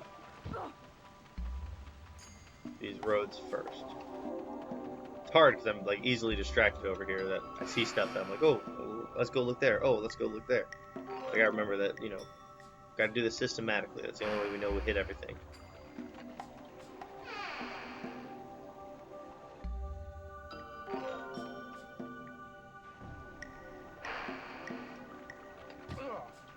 Very populated part of town here.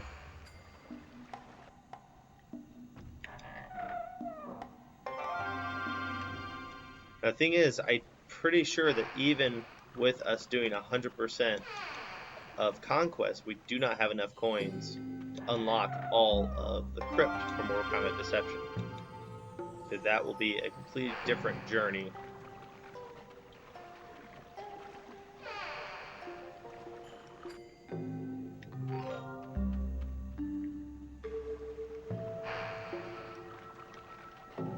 Completely different journey for a different day, for sure. Not to mention, I just got informed apparently I'm running a D&D campaign tomorrow, so right after I get done with this, I got another thing that I need to mess with. I'm gonna give a quick jog around the statue of King Jared here. The statue is of King Jared, who was killed by Shao Kahn many thousands of years ago.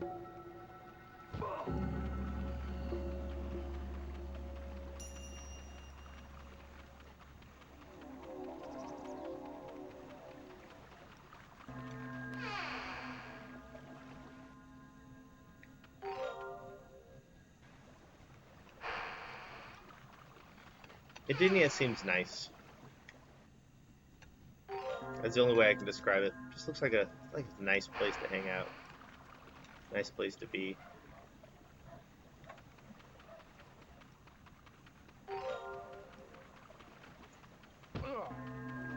Okay, this is the last of the roads.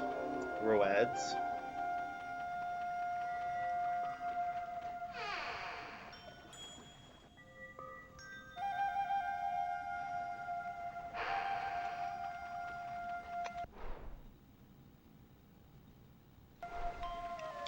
This one has got a couple extra little houses over here. Let's go check these out.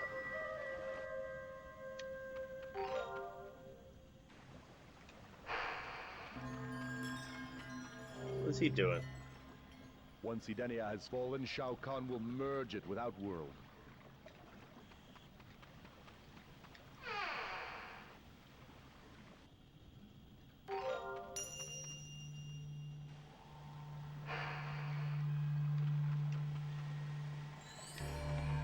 Alright, so that's all the little houses. So I'm gonna run around kind of the border of this kind of housing area, the subdivision, if you will. Kind of weaving through the trees, seeing if I see any coins. As it gets darker, it's harder to see, but it's easier to see coins in the dark. They don't get the same treatment when it comes to the whatever light engine they're using. A lot of the, I guess, gear and items and stuff pop out a lot better at night. So if you're ever having trouble finding something in this world, just go there at night.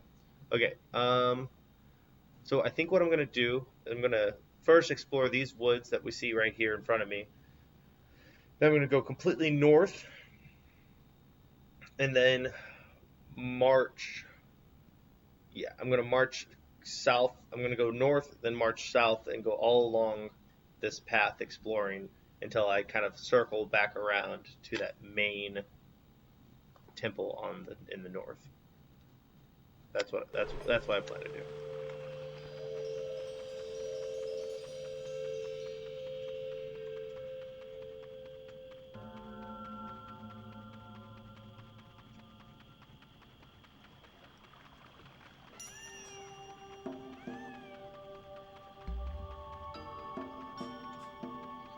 So this track that they're playing, the Edenia track, is actually one of the tracks that I have created a 30-minute loop of on my YouTube. I had no idea how appreciative people would be of these loops. So I originally made just a few of these 30-minute loops of Conquest mode soundtracks, because I personally liked the idea of working out to them because they're pretty relaxing. and lo and behold, I get messages a few times a year for people who are straight up thanking me. Thank you so much for putting this together. Thank you so much for getting this.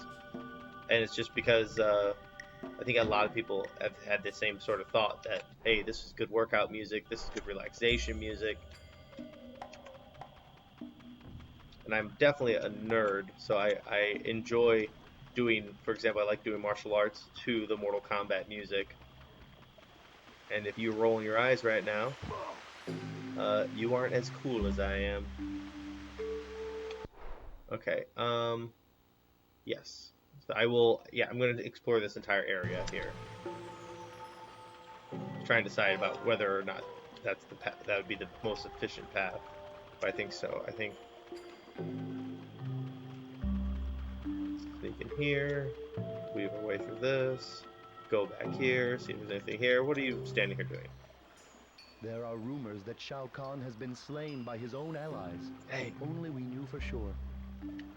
I literally know where he is right now in this world. So, but then again, that also means nothing, because like everything is timed correctly until Sujinko is an old man, and then once you beat the game, like everything kind of, I don't know, if you never backtrack when they don't want you to backtrack, the timeline works for the most part. But if you do, you'll get weird things like that, where we know exactly where Shao Kahn is in Outworld.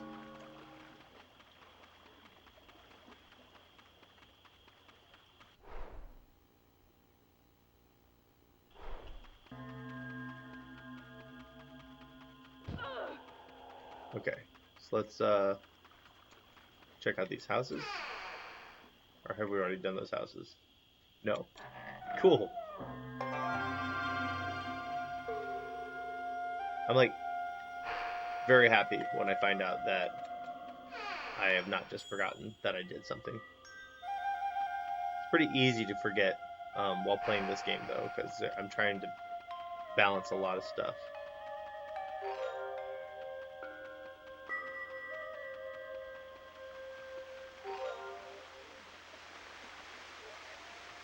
Kira. Shao Kahn's guard. Unless you have information leading to the capture of Queen Sindel, do not waste my time.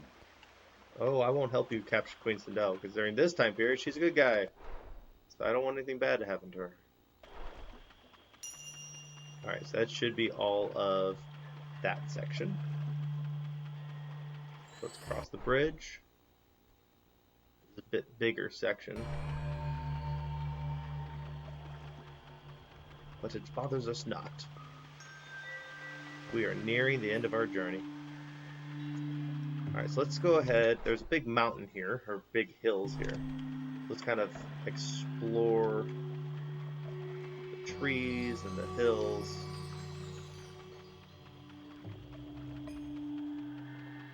Weave in and out. We'll be back to those. We'll be back to those little houses.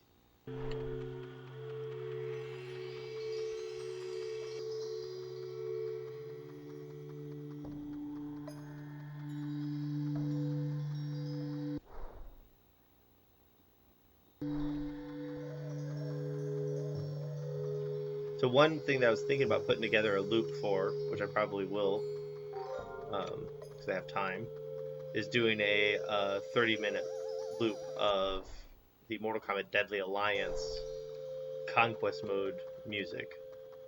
Not all of it, just the when you're like reading the paragraphs. It's a good little track.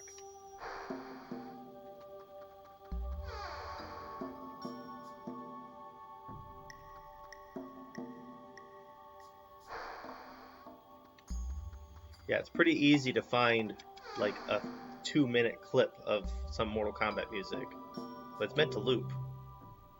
This necklace shall always remind me of my son. Sadness.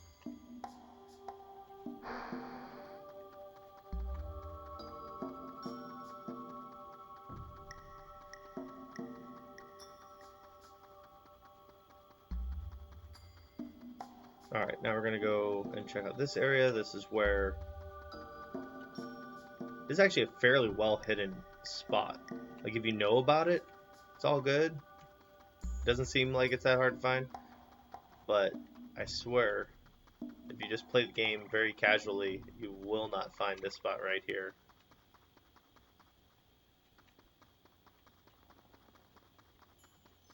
This is where you will find the Liu Kang chest, which we struggled with a little bit during this run. I will probably not be doing another 100% run of this game anytime soon. If I do another playthrough of this game, it will probably be me setting the AI to max difficulty. I am really not good enough at the game to do so, so it will be a frustrating, possibly entertaining experience. Alright, so we're back to the King Jared's statue. Alright, so we're here in this little temple. Sneak up on in here. We've been through here before.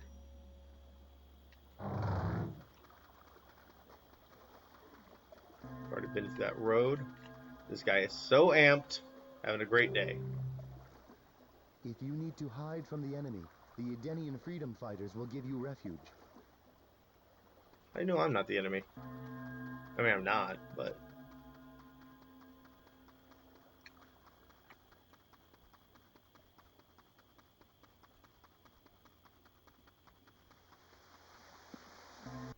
Alright, so that should be that entire area, and I am confident in the fact that we did all that. Okay, this is a much smaller section over here. Oh, look at that. Sorry. Check out this little reflection that they made. That's nice.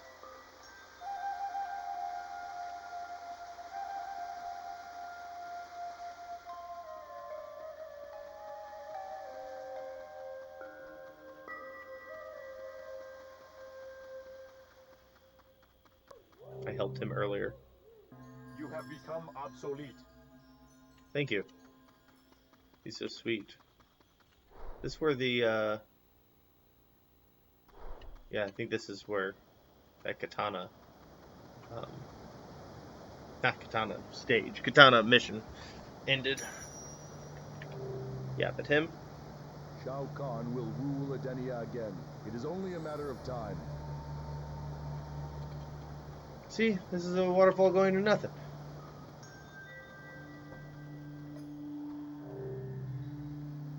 We must help Queen Sindel and Princess Katana as they fight to save Edenia.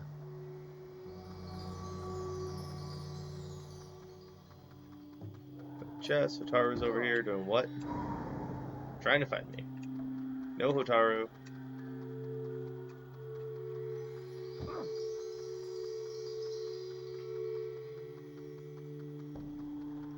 Keep our way through these trees. There's Melina again. She seems to show up a lot. Got Raiden over here. Once again, Shao Kahn has sent his militia to conquer Edenia.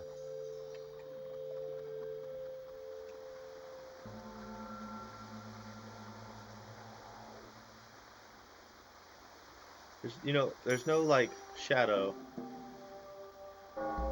Meditate by this, does it, like, work? No. I'm not surprised. I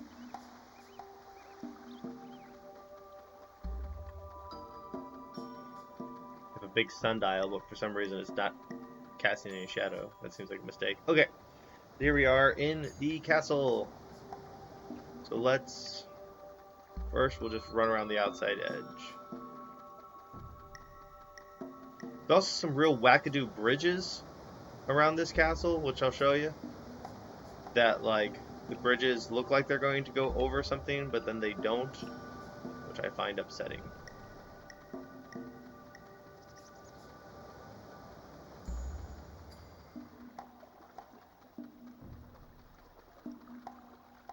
Over here. Dead body over here, having a great time. Wait, is there a story here? Shao Kahn will rule Edenia again. It is only a matter of time. Alright, so let me show you this bridge here. This thing's obnoxious. First, go over here. Make sure we got that. Cool. Look at this bridge. Go up, and then there's a gate in your way. Why? Why would they do that?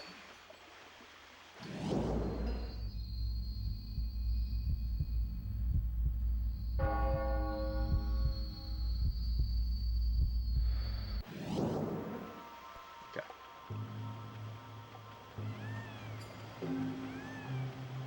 We'll get that little run there. Right now we're just getting the outside edge of the castle. See, look at that. Missed that one. As you can see, it doesn't go anywhere. Okay, so next thing we're going to do is we're going to go up these things. So there's a few balconies. Just I think a couple balconies on the outside, on the front of the castle.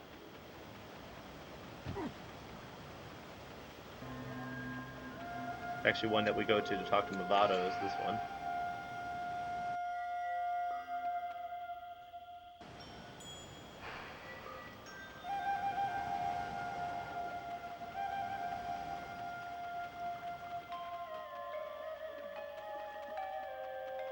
Okay, so now we'll go to the outside doors.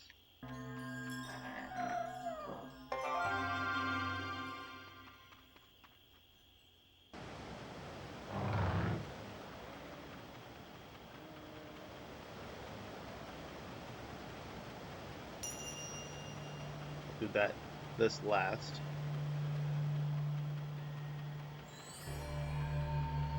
Just to have some symmetry, we'll take care of this guy. Which, we've already been in here. This one has a secret chest that only shows up during certain times of the day.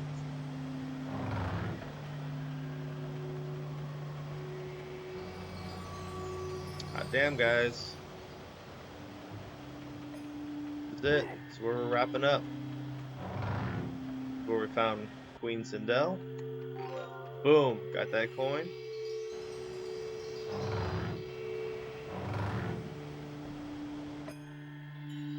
Ooh, ending on a chest, that's good. This should be the last chest in the game for us to open.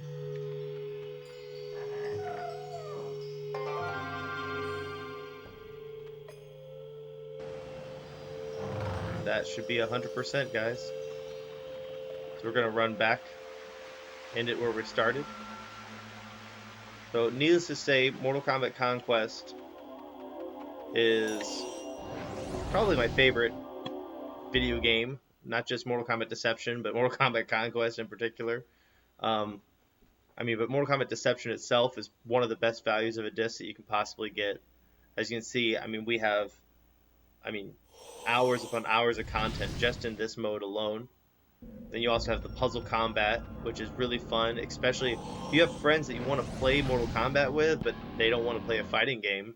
They might want to play puzzle combat because it's not a fighting game, and it's super duper fun. Then you have chess combat, which I've heard some people say negative things about, but don't. You shouldn't. It's an incredible idea, and they should bring it back. Then you have the actual game itself with some of the best outfits for characters, multiple styles, multiple finishers, and hard carry. This is one hell of a package.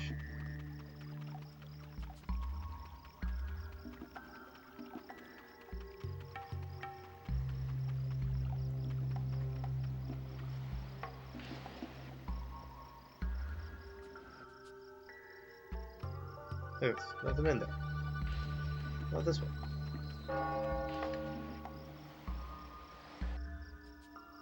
Where's all the stuff? I'm super happy to complete this journey. I started a Let's Play ages ago and I never finished it, and so this also gives me a bit of a conclusion on that as well. So this is me finishing up multiple things now. And we'll stop right here. Turn Sujinko around so he faces the camera. Get an epic finish shot. Sujinko, walk towards the camera. There you go. Don't be a weirdo, Sujinko. Okay. Alright guys, that completes our 100% run of Mortal Kombat Deception Conquest. We did it. Boom. So 2 hours and 15 minutes on this particular episode. That's perfect. It has been absolutely awesome. There was some frustration along the way. I've learned 100% that there is no guide to this game that covers everything you need to know. So you're going to have to cross-reference a bunch of different guides if you want to get 100% on this game. We're playing the GameCube version, and it's slightly different. There's items that are put in different places and that aren't in any other version of the game. So not only do you have to have a good guide, you have to have a good guide that's going to be appropriate for your version of the game.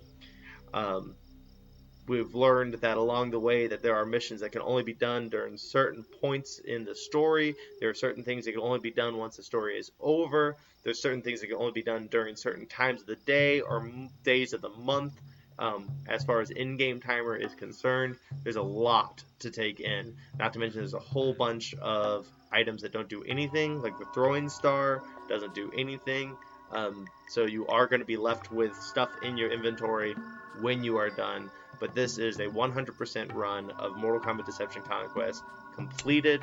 What's up? If you are watching this on our YouTube, that's Michael V Arcade. Be sure to like, comment, and subscribe, and hit the bell button. There's too much stuff to do on YouTube.